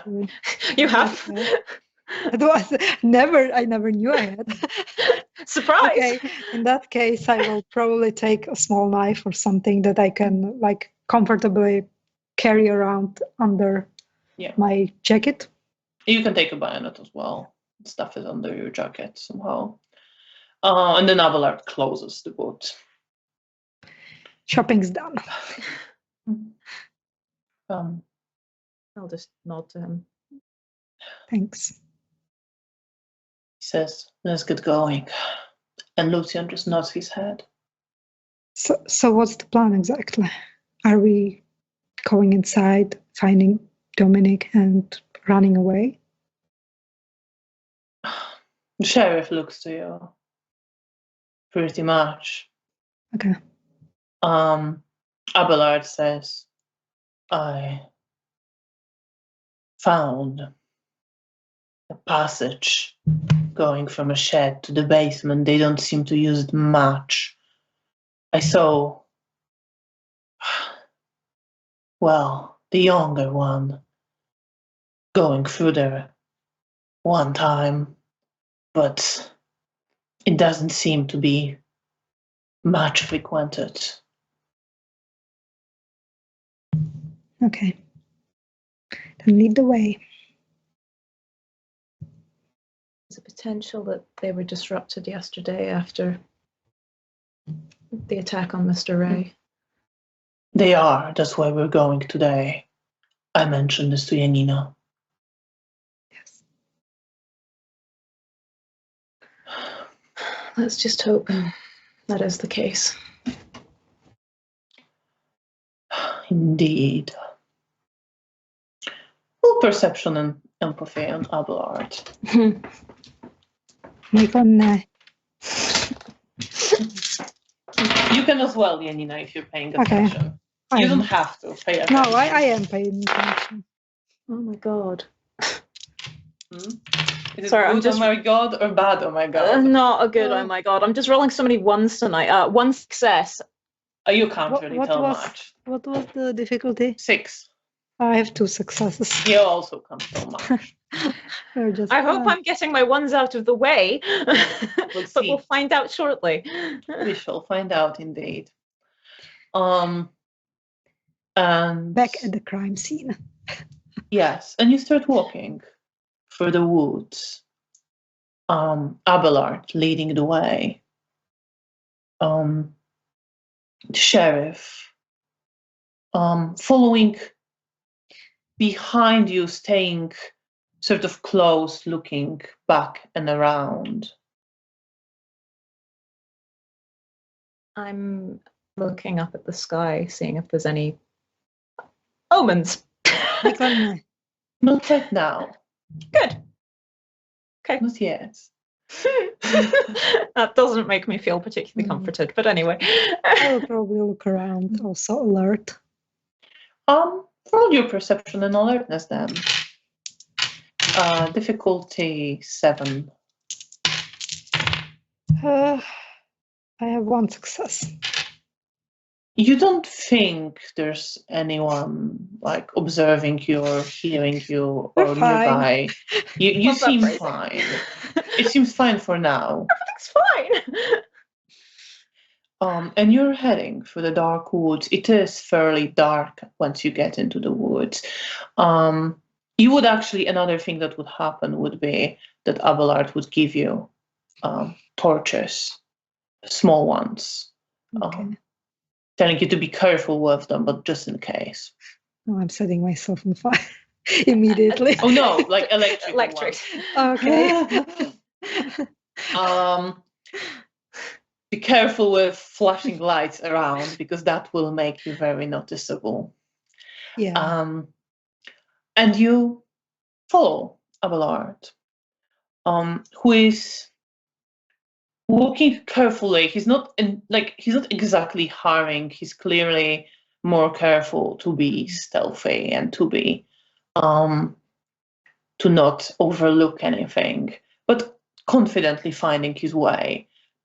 Clearly very well oriented in the area right now. And eventually you get to the area that you start recognizing, Janina, from where you had a fight with the ghoul. Okay. And you get to the small gate leading into the gardens of the villa. And let the fun begin. You see on the other side of the gate the residence, the one you saw earlier in your vision. You see the ivy, dark vines of it climbing up the walls, looking like tendrils, but dark now against the walls, not dripping with blood. Good. There are lights on in some of the windows, particularly on the ground floor, but some on the first floor as well. And the smaller top, second floor, is dark. And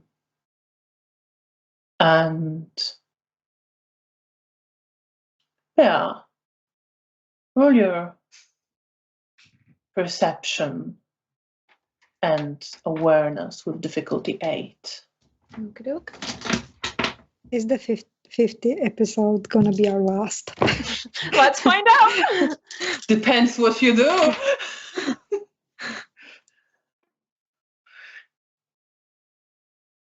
you shitting me?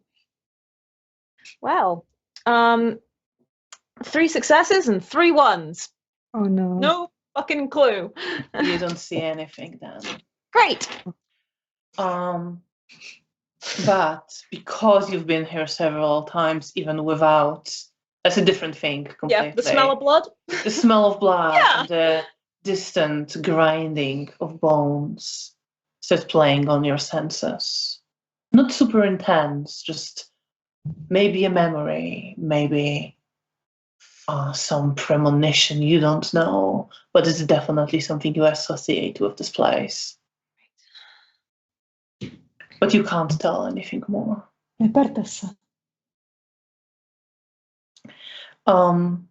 Abelard climbs over the gate, and the sheriff extends a hand to you, Bea, offering you his assistance. Can I accept the sheriff's assistance? Let's find out. Difficulty 7. No, No. I got 1 success and a 1 again. Bea doesn't want to touch anyone. I will just sort of thank you. Can't right now. And I Then think, he sort of just gestures at the gate, waiting for you to climb over. okay, I will do my best. You can climb over the gate, but roll your dex and stealth. How With difficulty graceful you're 6 gonna be. to see how stealthy you're going to be. And you, Janina, can do the same, but you can add your celerity to this as well. Okay, sorry, what was the... Dex, celerity, and stealth. Okay. Difficulty 6, you said. Oh god, I have no successes. I have 2 successes and 2 ones. Okay, and you, Bea? I actually, after the ones, I've got 3 successes. So, Bea, yeah, you managed to. You actually say you'll be okay. And you are. It's not a very high gate. I'm embarrassing myself. You climb over it and quite gently lower yourself down, not making a sound. After which, Janina, you follow, and you think you've got this, and you move very quickly, but then your jacket catches on some of the gate, and falling down, you lose your balance a bit, and you make, it's not massive noise, but you definitely make a thump. Oh god. I just look. Sorry. Which Sheriff winces a little bit. Yeah, same. And then climbs over the gate, effortlessly, very quickly. I would like to activate heightened hearing and see whether there's the sound of anyone alerted. Roll your perception and alertness with difficulty 6 because you have heightened hearing. Okay, after the 1, I have 110. So you have 1 success. Yep. So you extend your hearing, your senses picking up more of the sounds. And you do hear footsteps somewhere in the grounds, in the garden. And you do hear barking in the distance. And you hear the footsteps kind of start walking in this direction, but not necessarily hurrying. Okay, I'll quietly relay that to the group. And someone's coming. They're not in a hurry, but they're heading this way. Abelard just gestures and starts leading you towards the garden shed, which is not far from the gate. Okay. And he comes up to there. It is a small structure. It is made out of brick, so it's fairly solid. But the door isn't locked. He opens it and gestures for all of you to get inside. Yep. And he gets inside himself. And you hear where the footsteps, they are coming from around the house. So now someone would have a view at this sort of area of the garden. Coming a bit closer as you're staying in the shed. Can I see back out, or is it is the door like completely sealed without windows? There are no windows. It is completely dark in there. And there's not like a keyhole because you said it was locked. Well, there could be a keyhole, but from the keyhole you don't really see much. No one really comes up that close. Okay. You hear that someone makes some, walks around the area, kind of having a look, but then starts walking away. Okay. I stay very still until there's the sound until they've sort of disappeared from earshot. The sheriff is very still as well. But eventually the steps move away. Okay. At which point I'm not relaxing, but I'm less tense.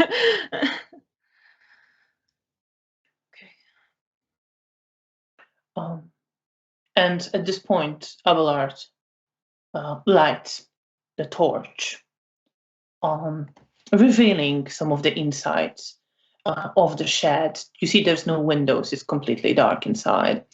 And the light illuminates some old garden tools, several saws hanging on the wall, a table, and he's searching around to find a trapdoor in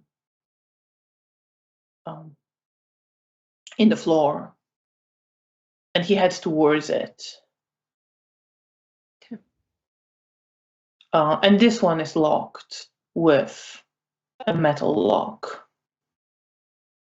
He kind of gestures at you, Janina. I will come closer. Does he want me to try to? Yeah, he gestures to the lock. Yeah, okay. I will sort of lean over and go, do you need it picked? It would be quieter. Go ahead. Okay. Then I will step away. Let Bea do her thing. I'll try. Then roll your dex and larceny. Difficulty 6. It's a simple lock. Actually, what I might do is boost my dexterity for the scene. Yeah. Since we're here anyway, and it may serve me use later. So, dex and larceny. Oh, thank God.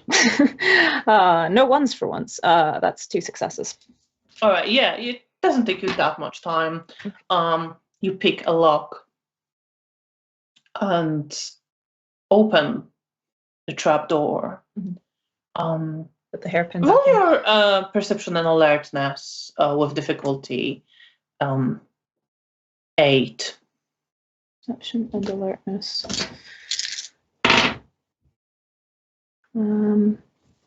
Any bonuses for the heightened hearing, or is that just... No, it's not for hearing. Okay. That is 2 successes of 10 and 2 7. successes. So you do notice, as you are fiddling with a lock on the trap door, traces of blood as if smudged with a shoe. And as you look closer, as you notice this, you actually see a few drops just on the lock, a bit inside it as well. Good. Ominous. And you open the trapdoor, and immediately you can smell this smell of damp and earth. And the passage is there, completely dark. I step back to allow others. Sheriff comes up, looks to you, to Janina. Last chance to back away. No, I'm here. I'm coming. He just nods his head and he jumps in, landing very gracefully, not making a sound. I will do the same. I'm climbing. You're climbing. Abelard is climbing. Janina, roll your stealth dex and celerity with difficulty 7.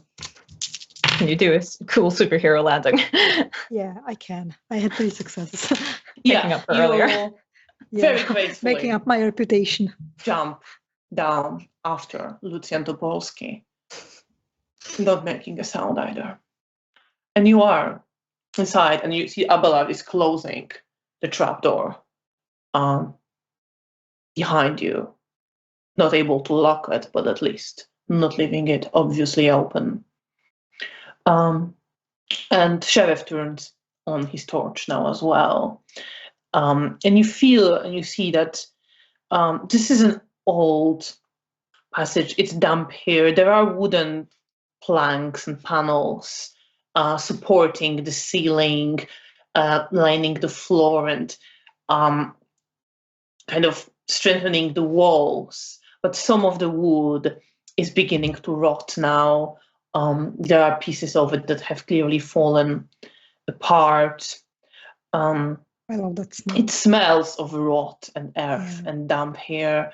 I love And you see that there are roots of various plants just pushing through the cracks between the planks in the ceiling and hanging from it and from the walls. You see some spider webs and few worms not moving but hibernating on frozen somewhere there.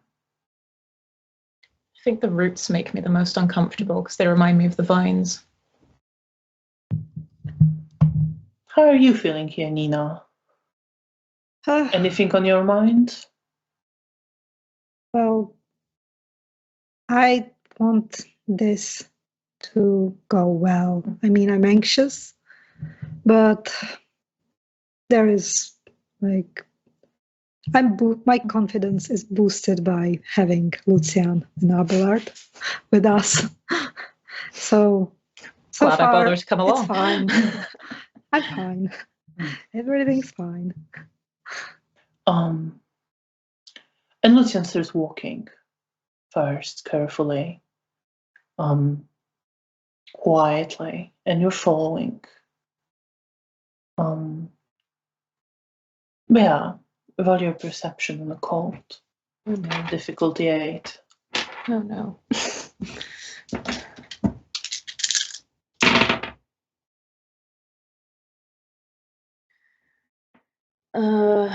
After, oh damn, no, it's difficulty 8. 1 success. 1 success. Okay.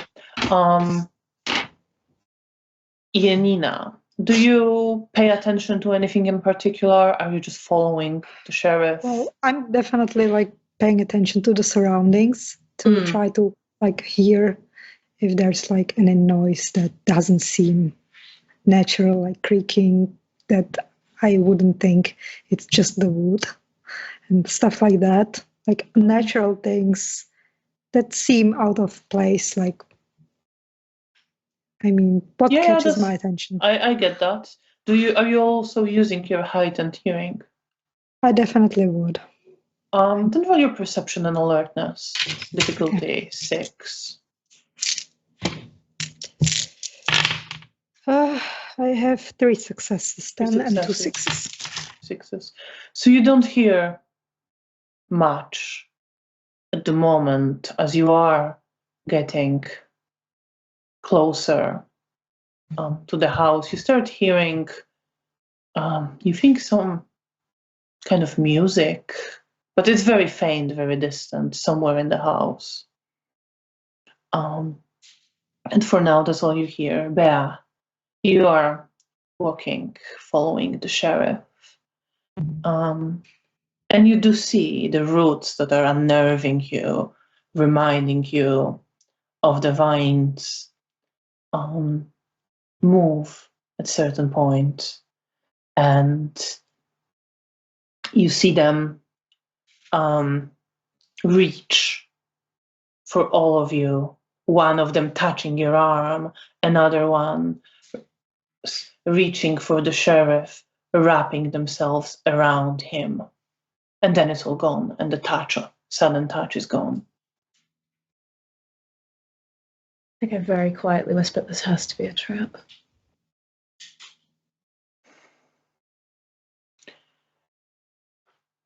You hear it, Janina, with your heightened hearing, definitely. Okay. Then I will whisper back to Belle. Well, it's too late now. Thanks for that. Sorry. Sheriff kind of looks back at you. But you can't read his face, and he doesn't say anything. Janina, you're paying attention to your surroundings. And as you are moving closer, you feel something under your foot, something harder.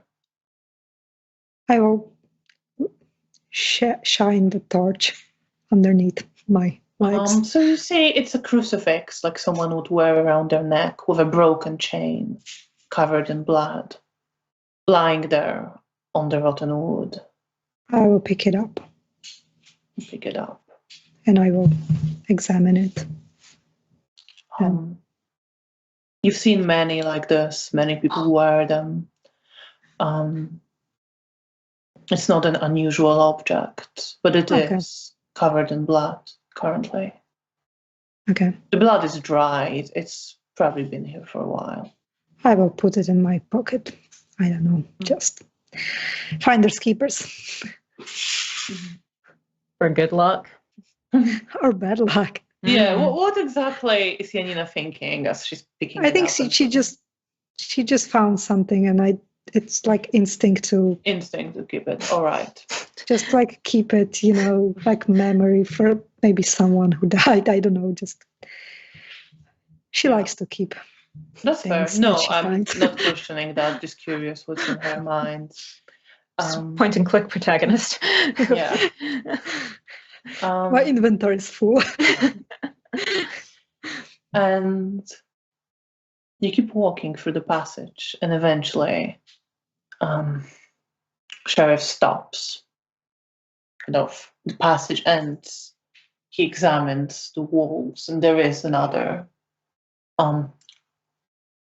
trap door. Well, another door. It's kind of a bit high. It's not actually a trap door. It's kind of higher and in front of you. And he pushes at it, and it is locked from the other side. Okay. And he looks to you, Janina. Miss Shilak. Of course. And I think you're best placed to deal with that. And I will, of course. And I go and try to open it with my force. So you go to try to open it, and as you come closer, because you rolled pretty well, not exactly on the other side, but a bit further, you start hearing this whimper and pained breathing.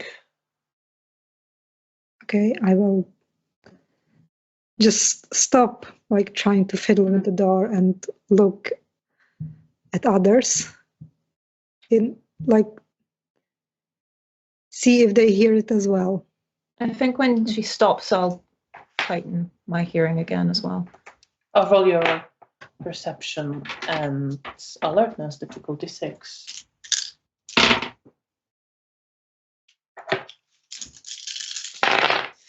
Oh. Not my best. Just one success. So you hear it as well, very faintly. Now that Janina pointed it out, the sheriff just nods his head. Should I proceed? I will just whisper. I don't think it's a kindred. Okay. And I will open the door slowly, and I'm trying to be stealthy. Well, you have to kind of break it. So roll your strength, potence, and athletics. With difficulty 8 if you want to keep it Okay. if you want to keep it from making a huge sound, if you want to do it fairly stealthily. 1 success, 1 9. 1 success. That's enough. I will issue a reminder that you can spend blood to boost your stats. Oh yeah. And you can spend willpower when you wish. Yeah. But 1 success does it. And you take some time doing it. You carefully place your hand on this door, wanting to push, and then you kind of realize that it would be way easier to just break it, but you take time to do it gradually tire the material with your strength and push through. And there is a little bit of a crack, but it is not very loud. Okay. And as the door opens, you are immediately hit by a horrible, strong smell of something rotting and decomposing. Oh boy. And the room is dark, unless you want to shine the torch in. Otherwise, you're going to be in complete darkness. Okay. Would heightening eyesight help at all here, or is it just so dark that you can't see? Not really, because there's no source of light unless you bring one in. That's fine. Okay. Can we?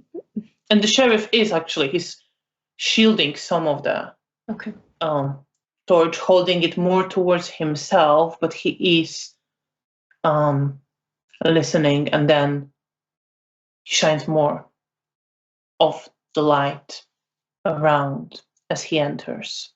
I'll sort of follow his lead on this. Same. Yeah. I want to see. Or maybe they don't. Yeah. I'm basically not turning the torch on unless someone else has. So you are in a fairly small room. There's not much here, really. Just bare walls and floors and this trap door. You do see a door in front of you. This door is open. Not fully, but there is a crack left open in there. You see that the room you're in is pretty small. There is a pair of boots standing not far from where you emerge from the door, covered in mud, and then the smell is coming from somewhere deeper in the basement. Okay. And the whimpering is coming from that sort of general direction as well. I'm waiting for Lucian to make a move. Lucian kind of turns to the three of you. Not sure where he might be, but we should examine the basement just in case. Yes. Well, learn the layout. Yes, but we were here before. Can we maybe provide some? I mean, Bea probably don't remember, but I remember the rooms that we were. I think we have previously given descriptions. Okay. You have given descriptions, and you were not in the basement previously. Okay. So you actually roll your why not survival and wits again? It's 47. I'm assuming I'm not remembering anything. So I would say not the layout successes. of the place. How many? 3. 3. Okay, so you were not in the basement, and you don't know what's in the part of the house you are under right now. You presume it would be the part that was the opposite side from where the big room where Oscar was. So you don't know what is in this part of the house. You were not in a basement. You can sort of tell if you wanted to get to that room more or less which direction you should go. Of course, you don't know if there's going to be rooms leading everywhere. You didn't see much of a house, but you can generally follow the layout of the places where you've been. Yes, but I think I definitely would mention the room that we found Oscar in, because that seems like another place where Dominic could be. Sheriff nods his head. And you know that you should, in this case, just follow into the basement and try to find an split exit. like in a horror movie. There's not many places to split right here. No, I'm joking. It's just me out of character. Just thinking That's about fair. horror movies. I've now just got the "Don't You Know You Never Split the Party" song blaring in the back of my head. If you want to wander off, No, I think it's better to stick together. I may not have the common sense merit, but I'm still saying no. Well, in any case, there isn't much space to split up right now because you all have to go through the basement. Lucian says you should have a look around anyway, get to know the layout, know what's here. No idea where he will be. We're going to have to search the house. Okay, let's start with the basement. Between myself and, I presume, you, sir, I say, turning to Abelard, we can probably not be seen. Maybe. Abelard nods his head, and Sheriff says yes, and we will use that later. You will go upstairs. I instantly regret volunteering. But I'm not saying that to him. Oh. It's fine. And he listens a little bit more, and he satisfied he doesn't hear much around, and you, Bea and Janina, also don't hear anyone nearby except for this whimper and tired breathing coming from somewhere. You think in the basement as well, but somewhere deeper under the house. He continues. We will need to search the place. I think we should look into the room that you indicated. There is a chance if that person was there, there's a chance Dominic is there as well. Yes. Should find that place. And then, well, the way we thought about it. He turns to Abelard. You two, Miss Wozniak. Abelard can stay hidden. Us two, he turns to you, Janina, can move quickly and get rid of problems quickly, if necessary. Yes, sir. I suggest if we have to, split up to start exploring at random. Us to stay downstairs. There will be ghouls, revenants there. But if we're quick and careful, they shouldn't see us. And if they see us, we should be able to dispose of them without raising alarm.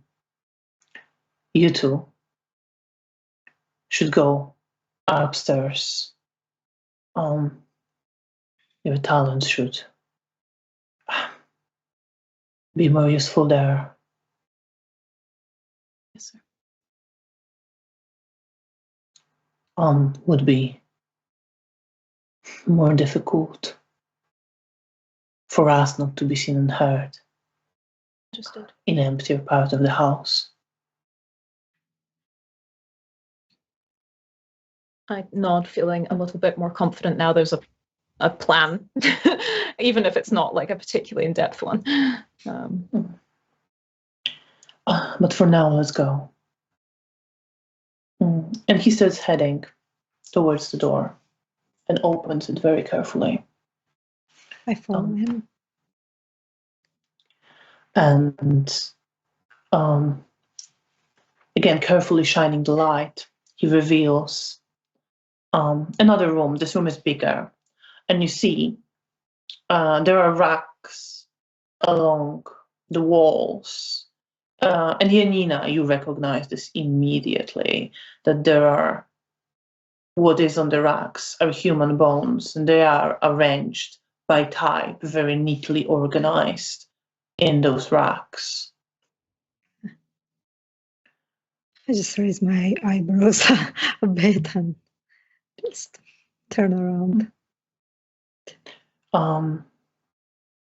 You keep moving into the room, and the smell intensifies. And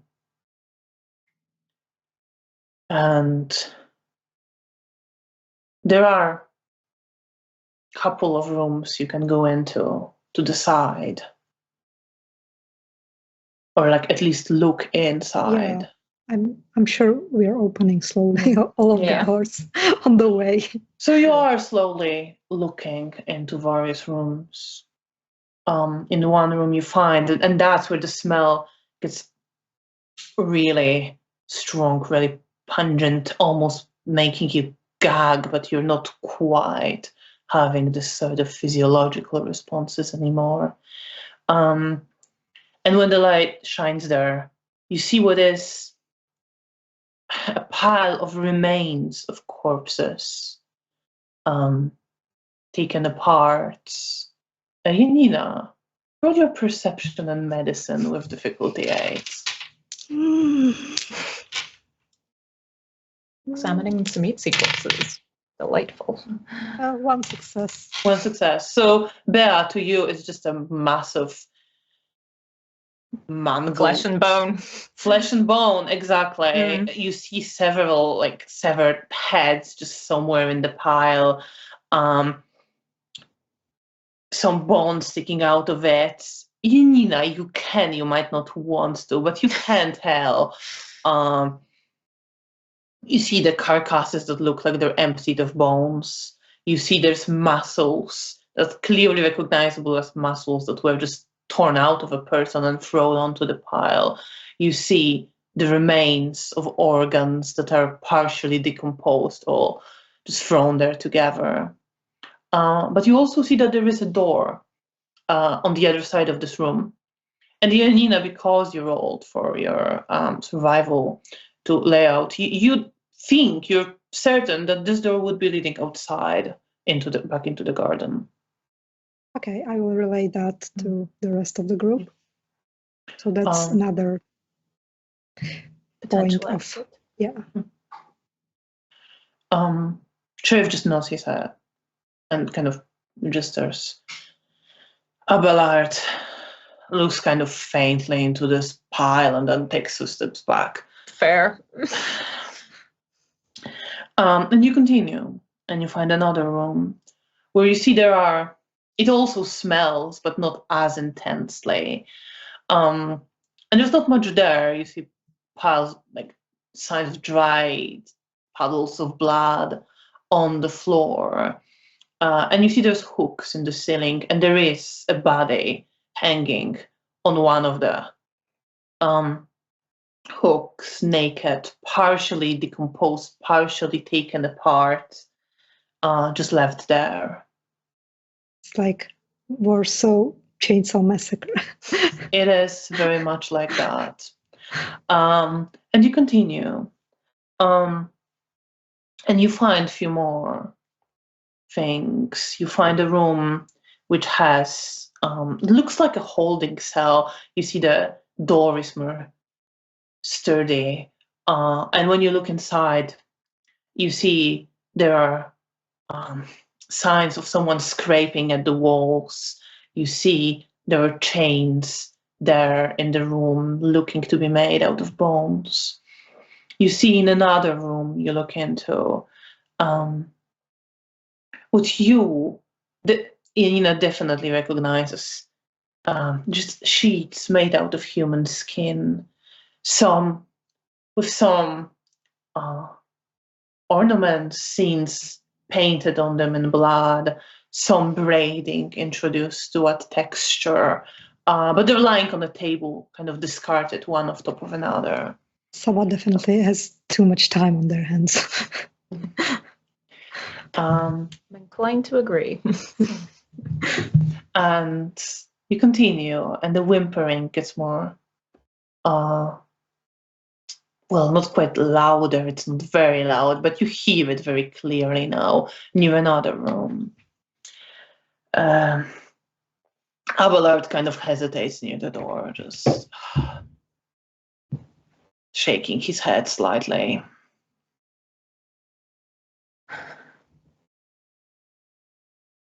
And I'm going to open the door. You open the door. Yeah. So you open the door, and you shine some light carefully inside, and you feel the smell of blood and meat fill your nostrils again, much fresher. And you see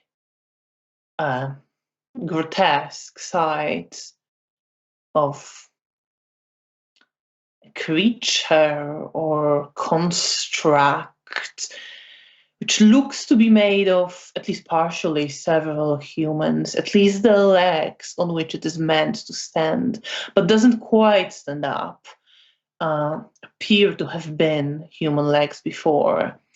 There is no skin on this creature. There is just a weave of muscles that looks unlike what you've ever seen before, Janina. This is bizarre, biologically speaking. The way the muscles connect, and it doesn't quite appear to be working, the unusual placement. Roll your actually intelligence and medicine with difficulty 10. Can you make sense of this mess? Well, I have one success. I have 1 10. You have one success, so you actually you can't help but looking at it once you start looking at those muscles. And you feel like someone was trying to maximize the strength and the quickness of movement, the strength of responses, but it's not quite working. It's not quite connected as it should, and the creature can't support itself. It can't stand up. It is constricted by its own muscles, and you do see. You hear it breathing and hear this whimper, and you do see its head, which looks to be made out of several human skulls fused together with skin stretched on top of all of them, a sort of round shape with those other skulls added on top of it, combined to make a huge opening for a jaw. But the jaw is also not quite neatly connected. You see those human teeth, they don't quite align as they should. It's like someone couldn't quite get the bones to fit right. And it has multiple eyes, and it has this mouth that's not quite fitted, that it's Is it like lying? It's lying. It's sort of just collapsed. Okay. And it's just breathing and whimpering through the mouth. Come it comes closer. Yeah, I will. I'm sort of grabbing at Janina's coat, trying to stop her from getting too close to this thing, because as much as I'm feeling awful while looking at it, I don't think approaching it's a good idea. You see that Sheriff kind of looked inside and is ready to go. Abelard is ahead of him already. Janina, what's going through your mind as you want to approach? I want to comfort this creature. I feel very bad and feel sorry for what has been done to it. And I just want to show some comfort. You feel Bear holding your coat. I just look at Bear. It's all right. I don't know if it is. If it could attack us, I don't think it can really stand. It might still be able to scream. Can I make an eye contact with this thing? Oh, if you step a bit more into the room, yes. Okay. I just try to step a bit, even if Bear's holding I don't imagine I can stop Janina once she's made up her No. mind. So, So you make eye contact with the creature. Abelard kind of looks in. What are you doing? I think I'm still sort of hanging off the back of her jacket. I'm just. Can I see anything from the creature's like emotions? I mean, roll your perception cuddle. and empathy with difficulty 10. Okay. Where's the voice of the cuddle? Let's Yes, find out. I have 10 1 10.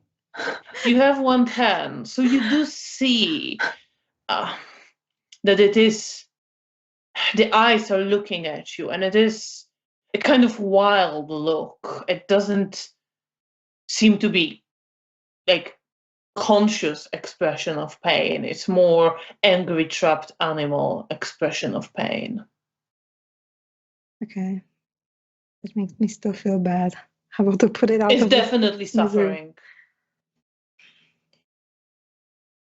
Okay, I will make a mental note if I will be able, on our way back, I will come here and put it out of its misery because it breaks my heart. Fair enough. And for now, I just step back. I think for all of this, I was like trying to tug Janina's coat ineffectually.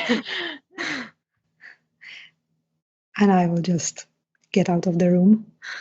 You get out of the room and you keep walking, and you pass a few more rooms with some similar sculptures made out of bone, some empty like rooms or storage spaces as well.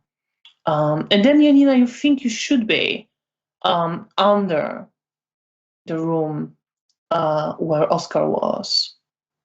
Okay. And that is where you find the stairs leading up. You think they should lead you to that room. Okay. Then I will again tell all of it to the sheriff. He nods his head. Roll perception and empathy on him again, actually. Both of us, or just Janina? If you're paying attention to him.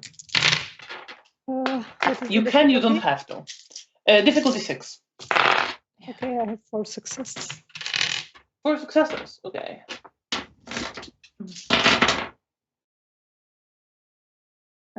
Sorry, 6, you said. 6, yeah. Removing the 1, that is 4 successes.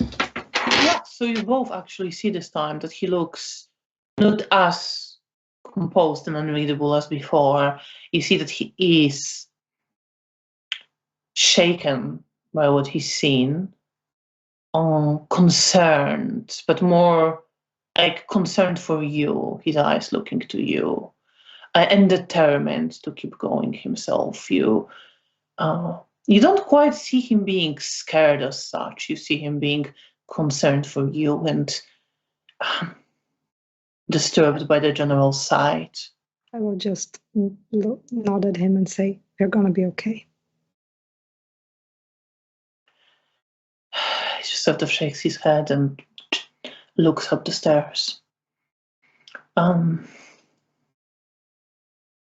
Abelard follows. I will follow as well. Same. And the door here is closed, but it's not locked. You see Lucian listen carefully. And you're also listening, but you don't hear anything from the other side of that door. But further in the house, you hear some footsteps, people moving around. You hear something falling down and breaking a glass or a plate or something. You hear music. You hear voices speaking, but you can't quite make out the words.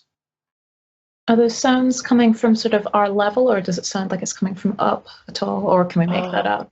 It would be coming from mostly ground floor, but some, Okay. like when you try to distinguish, there's some movement and steps on the That's fine. higher floor as well. Yeah, just kind of hearing some Yeah. creaks and whatnot. Okay. Yeah, so there would be few people like moving on the upper floor, and there is more people congregated somewhere, chatting, playing music on the ground floor. Great. And then Lucian opens the door very carefully, and listens. And it is dark in this room as well. And he very carefully lets in a little bit of light and stops. And you see that as he does it, he's kind of also ready to reach for his saber at any moment. I think I'm gripping the bayonet very tightly. And he steps inside. Do you follow? Yes. I think I pause for a moment just to see if there's any sort of commotion, then follow. There's no commotion. No one seems to respond to this. Okay. And steps in, illuminating the room that you, Janina, remember to you, Bea. I would say there are some emotions definitely coming back. You tell me what they are. Feels a bit like a bad dream being remembered the night after when most of the details have faded. But yeah. And you look around in this very dimmed light of Sheriff's and Abelard's torches, and you see the wooden sculptures, the paintings of the mountains, and ornaments that you, Janina, recognize. You remember, you didn't want to know, but you could tell they're made of tendons, organs, muscles, woven, all in the style resembling some kind of folk art you can't quite place where from, and folk ornaments. And you also see the marble pedestal where Oscar was. And you see him, or what he has become, on the pedestal, changed from what he was when you spoke. Well, Bea spoke to him in his mind. You spoke to him briefly when Lady Leocadia allowed him to speak again. You see, the pose he's arranged in would be pretty much impossible for any person to assume on their own. His back is bent backwards all the way until his palms meet his feet, forming almost a perfect circle, bent in a way the bones should not quite bend. No angles, just body arranged in this circle, supported by his hands and his feet that are fused together, combined through skin. And in the very dim light of the torch, as you naturally come closer, going through the room, you notice his skin is formed into an intricate ornament resembling white lace, very delicate ornaments, very thin lines of skin, covering his entire body, like white lace on blood red, bloody muscles. And you see it also on his face, closing his mouth, closing his eyes. It almost looks like someone took off all the skin and then fused it onto his flayed body again. And you see Sheriff look to it. And kind of for a moment, just transfixed and then keep looking around. But his eyes dart back to it a few times.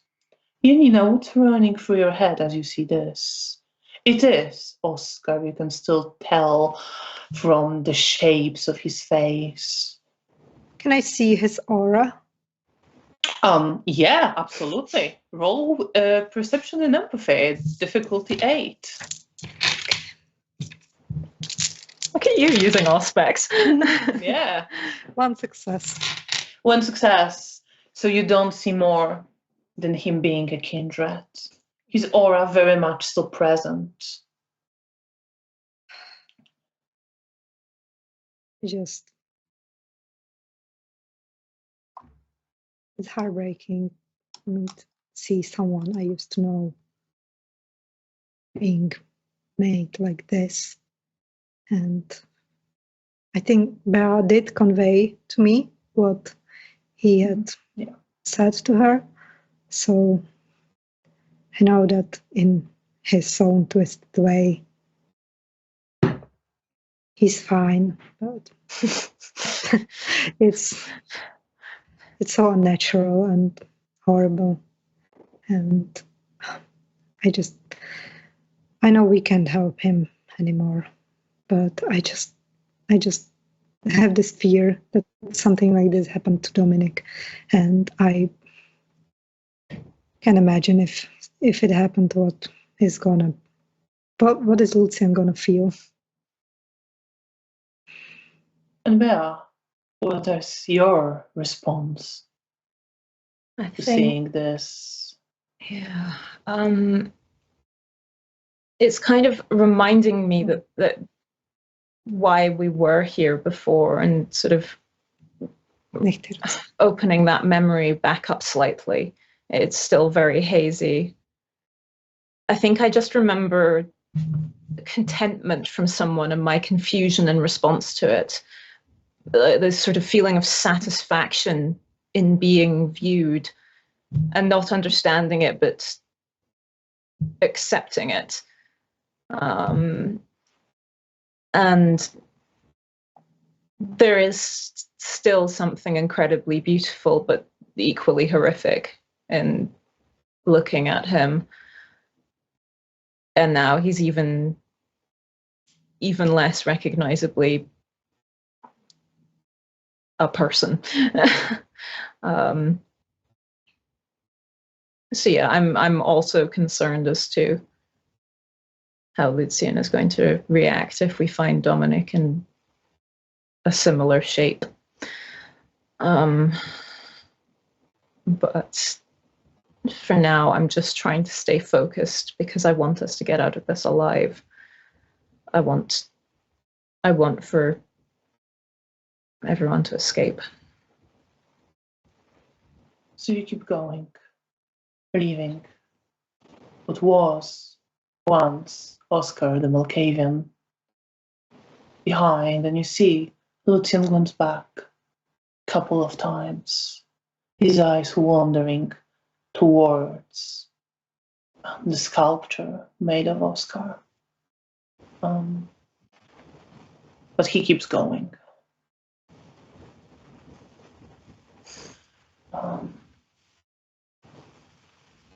He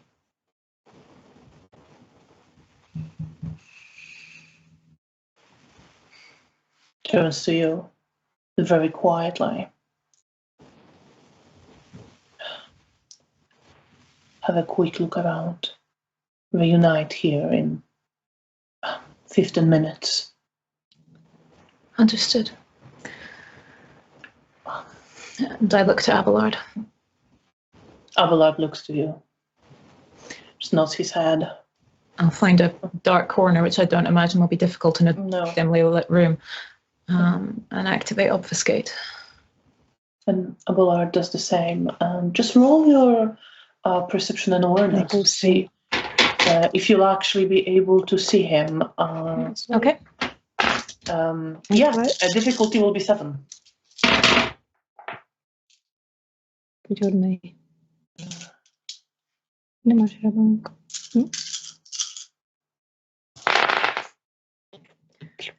Well, no. No. 3 successes and 3 ones. What a night of it. So you can't see him, and you assume he can't see you. My clan attack. But actually, roll your manipulation and subterfuge as well. Let's find out. I just wanted to pet him. Oh, is he being... Difficulty 7. Okay. Yeah, he talked to me. No cuddling. Slippery good. Okay, that's more like it. 5 successes with 1 10. Although I don't imagine Mr. No, X not is coming here, no. That's fine. So the sheriff, Janina, you don't see Bear or Abelard anymore anywhere. Sheriff opens the door very carefully, very slowly. You're listening, you don't hear any steps around here right now. There are some steps on the upper floor and the sounds coming from the inside of the house. And he opens the door. And Bear, he's waiting, clearly, leaving space for you and Abelard. Yeah.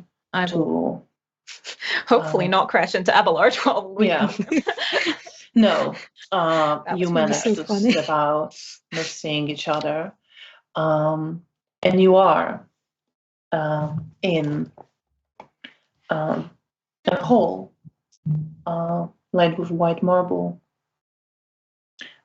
You see it's pretty much empty hall except for the spiral staircase leading up and the paintings of the mountains decorating the walls, the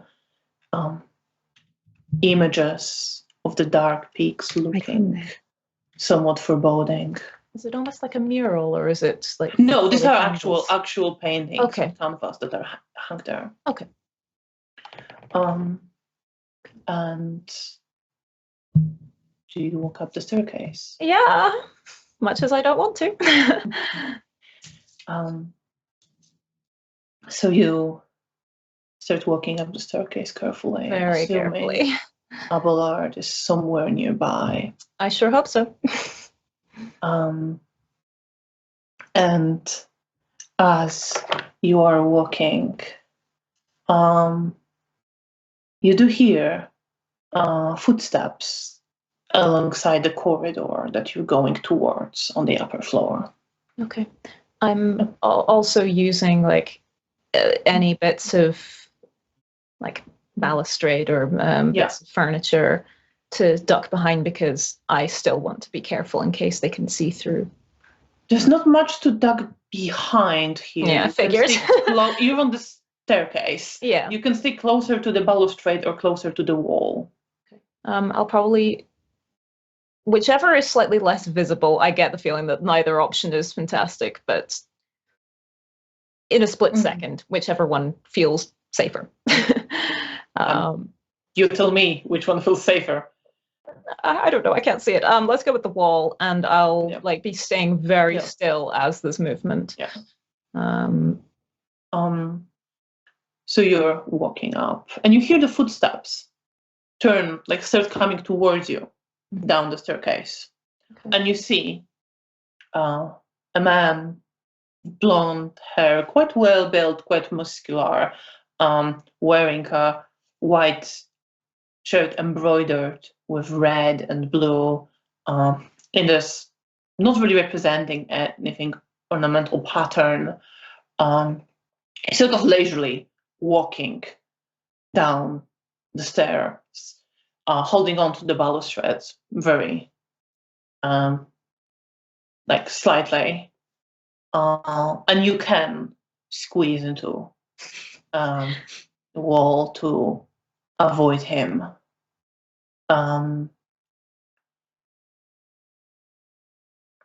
And he passes you because you rolled so well before. And continues down the stairs. Bea may not have a heartbeat, but I sure do.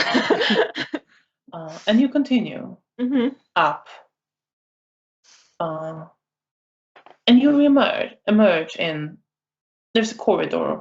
You can see that there's, like, it turns a bit, there's different rooms here you can explore. Some of the rooms are dark, and some you can see the light coming out from under the door. Okay. I think first I'll listen and see if I hear any particular sounds anywhere. And then I'll make a decision. Roll your perception and alertness. My brain almost failed me there. No worries. It's a familiar feeling. Difficulty 6 with your heightened senses. After the one, that is 2 successes. 2 successes. So you do hear in one of, basically what you hear is in the room that, like, has some light, you do hear some movement. You can't quite see all the entrance to the rooms from here. Most of them appear quiet. Okay. There is some movement also, like a bit further if you were to turn around the corner. Okay. I'll turn around the corner for the moment and see if I can see what's making that noise, but it's very cautiously. Oh, the noise is kind of like some footsteps, you hear the water running, the sort of being in a household noise. Okay, that's fine then. I don't need to investigate that massively. I'll maybe go for some of the darker rooms then and just see if, I don't know, if it happens to be that Dominique's, like, locked up somewhere. So you look in the couple of rooms. In one of the rooms, you see that it's kind of empty. There's nothing really seems to be there. There's furniture, but it doesn't seem to be used. It's quite dusty. Then you continue towards another room, and you do spot, actually, in the corner of your eye, Abelard sneaking into one of the dark rooms on the other side of the corridor, because that would, for a moment, break your obfuscate as you're opening the door. I'm not quite waving. If someone was to look. Yeah. But so he disappears and he closes the door, like when he goes in immediately. I'm not checking that room anymore. Yeah. He's got it covered. So we continue to another room, and there is another room that you see there's some clothes thrown there. There is a sheepskin coat over the bed. There is a faint smell of blood in here. But, like, maybe washed out. There are a couple of knives lying on the desk. Good. I'll kind of have a brief look around, but unless I'm seeing, like, somewhere that Dominique might be chained up or something, I'm not going to dig through the room too much in depth. Yeah. No, you can see the whole room. It's not so big. There's fair enough. There. And you continue on. Meanwhile, Janina, soon after, Sheriff opened the door and you did not see anyone come out. You start hearing footsteps coming down the staircase, and then that Sheriff very carefully, gently closes the door, and I'm going to make a roll to see how well he does with that. What are you doing? I'm probably, like, helping him slowly close the door. Roll your dex and stealth, and you can add your celerity to it. But I'm sure he's gonna be fine. Actually. What was the difficulty? A 6. 6, yeah. Okay, then 3 successes. 3 successes. Yeah, that's a million successes here. But you had 3, and you tried to also like get in there. Let's just have a look. Sorry, it was. Oh yeah, you're talking to it was Michael because I was All right. like petting him and he bite me. So you hear the footsteps walk down staircase and then just continue to the other side of the house towards where some sort of a gathering appears to be. Okay, I will look at Sheriff and wait for his orders. What's your current willpower? Wait a minute. I can nicht mehr. So I have to be very careful. 7. 7. Okay.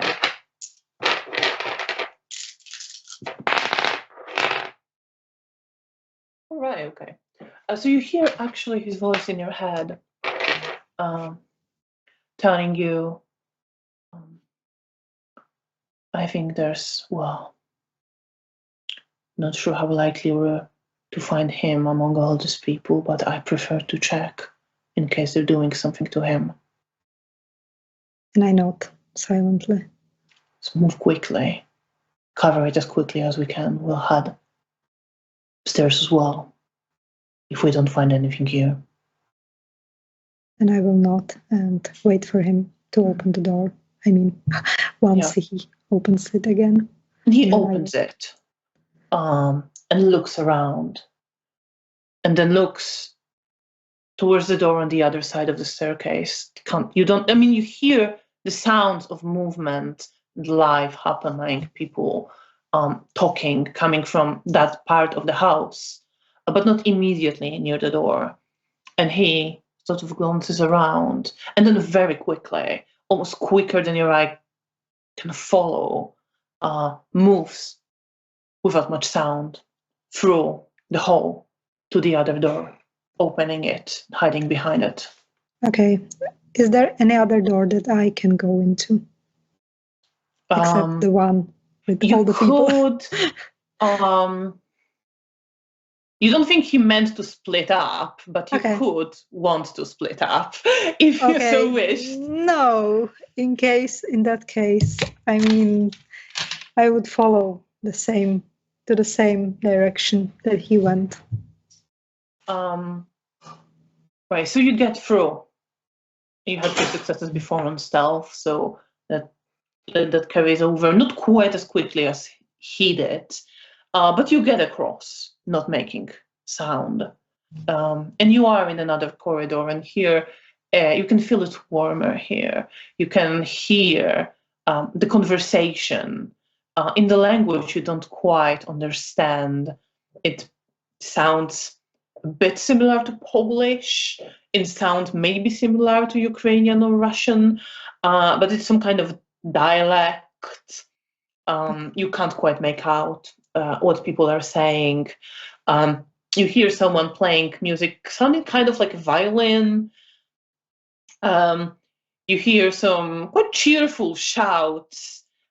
You hear some clapping. You hear some glasses being just raised and bumped against each other.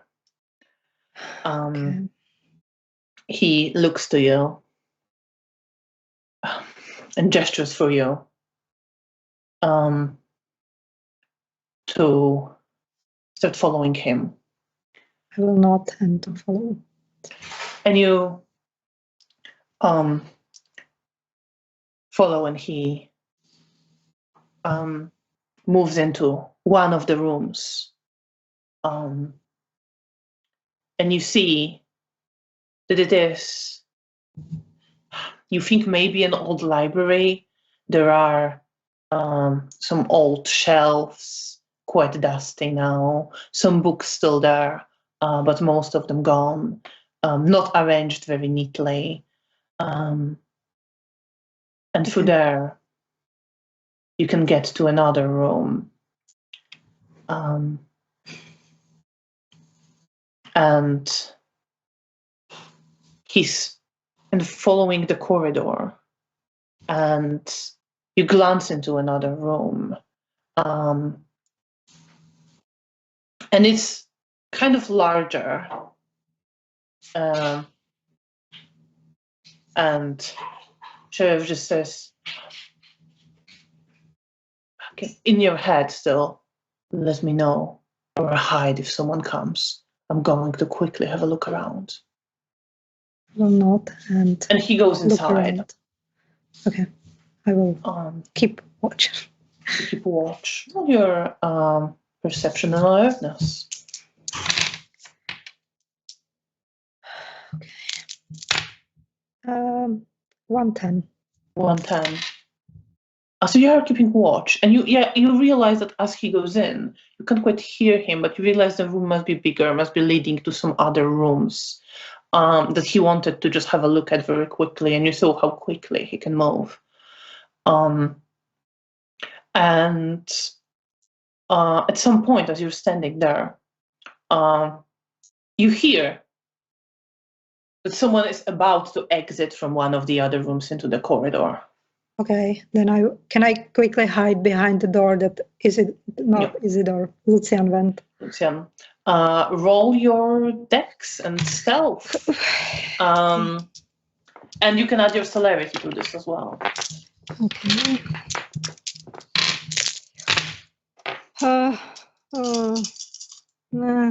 What was the difficulty? 6. Okay, 2 successes. 2 successes.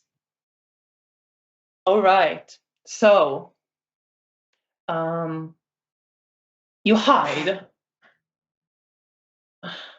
and then you hear someone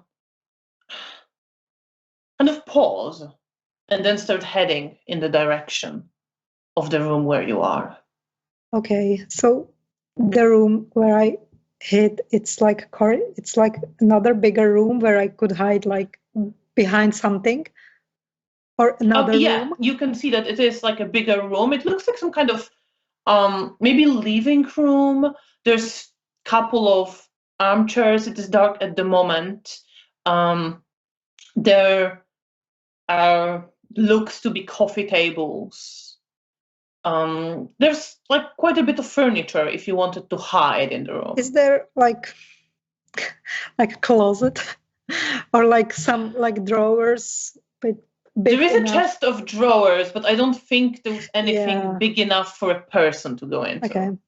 Then I will try to, if there is not another door that I can go into, then I will hide behind a furniture. You hide behind a piece of furniture. Yes, in a way, when you open the door, so I wouldn't be, if I like hid behind like sofa or something, I wouldn't be seen right away. Right.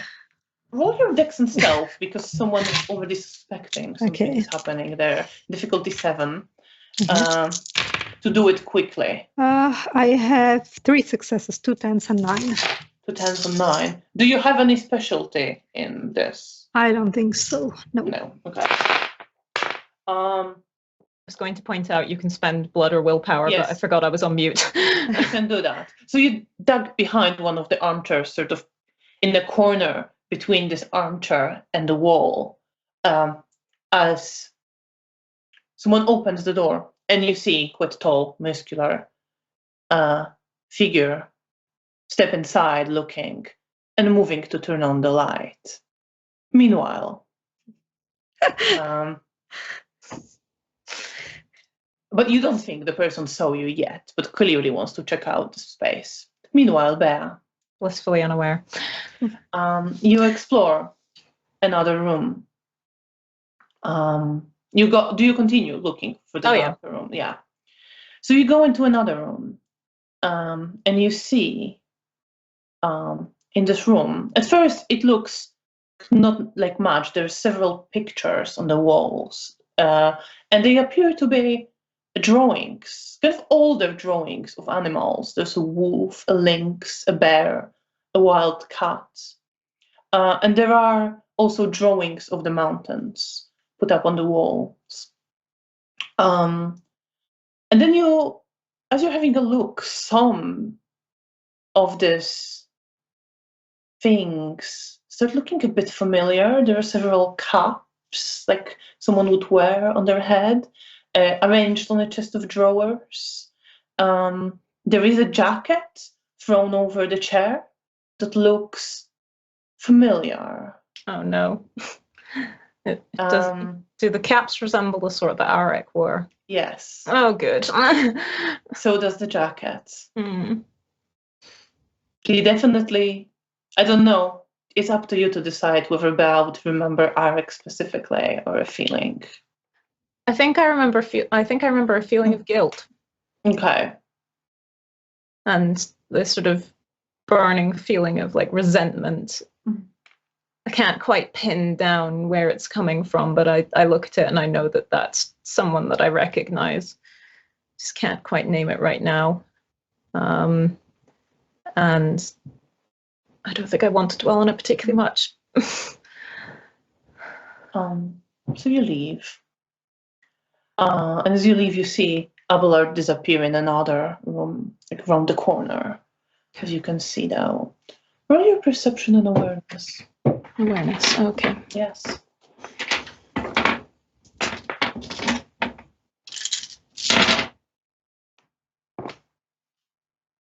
What was my difficulty? Your difficulty would be 8. Okay. In which case, depending on whether 10s count or not, 3 successes. 3 successes. So you want to head towards the next room. And then you catch a glimpse of red out of the corner of your eye. And you do see a figure of a beautiful woman looking at you. Not in physical form, but a form you've seen before. Turning her face towards you. And you hear a voice in your head. Beatrice, leave your Nosferatu companion. Come upstairs. We need to talk. Okay.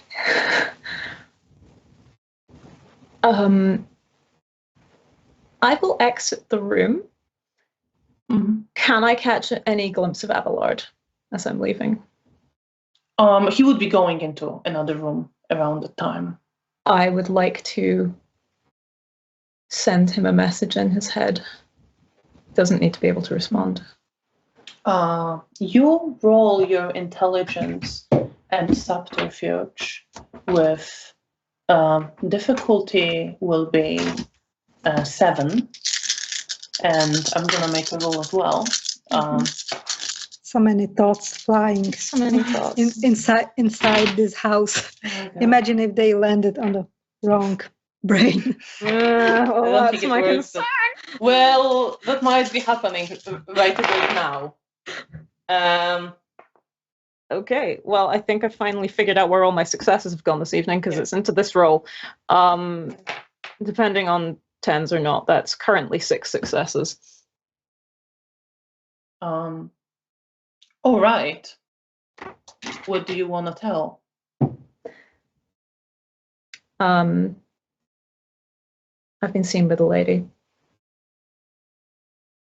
She's invited me upstairs. I'm going. Beatrice. You hear in your head, and there is a note of irritation in there, and you know she knows what you've done. I turn away and I walk up the stairs. And I think this is a good moment to end for tonight. If Thank you. Kill the bear. So much for playing. I hope you enjoyed it. Yeah. We have a cliffhanger, but sometimes it's necessary. I hope everyone who's been watching that you enjoyed it as well. Thank you so much. It's insufferable for the 14 days. I know. But thank you all so much for joining us. We hope you will join us in 14 days to see what comes out of that. How will Bear's conversation go? Will Janina stay hidden? Join us in 2 weeks, which will be on the 18th of Yes, April. that's my name day. Oh, Ah. and for name day of one of our players. We will be playing at 6:30 p.m. British Summer Time, as we always do here on the Lamias channel, and we hope to see you for the 51st episode of The Ruins of Warsaw. Thank you so much. Have a lovely Thank you. evening wherever you are. We really appreciate your support, and we hope to see you again in 2 weeks to continue this story. Good night. Good night. Bye. Bye bye.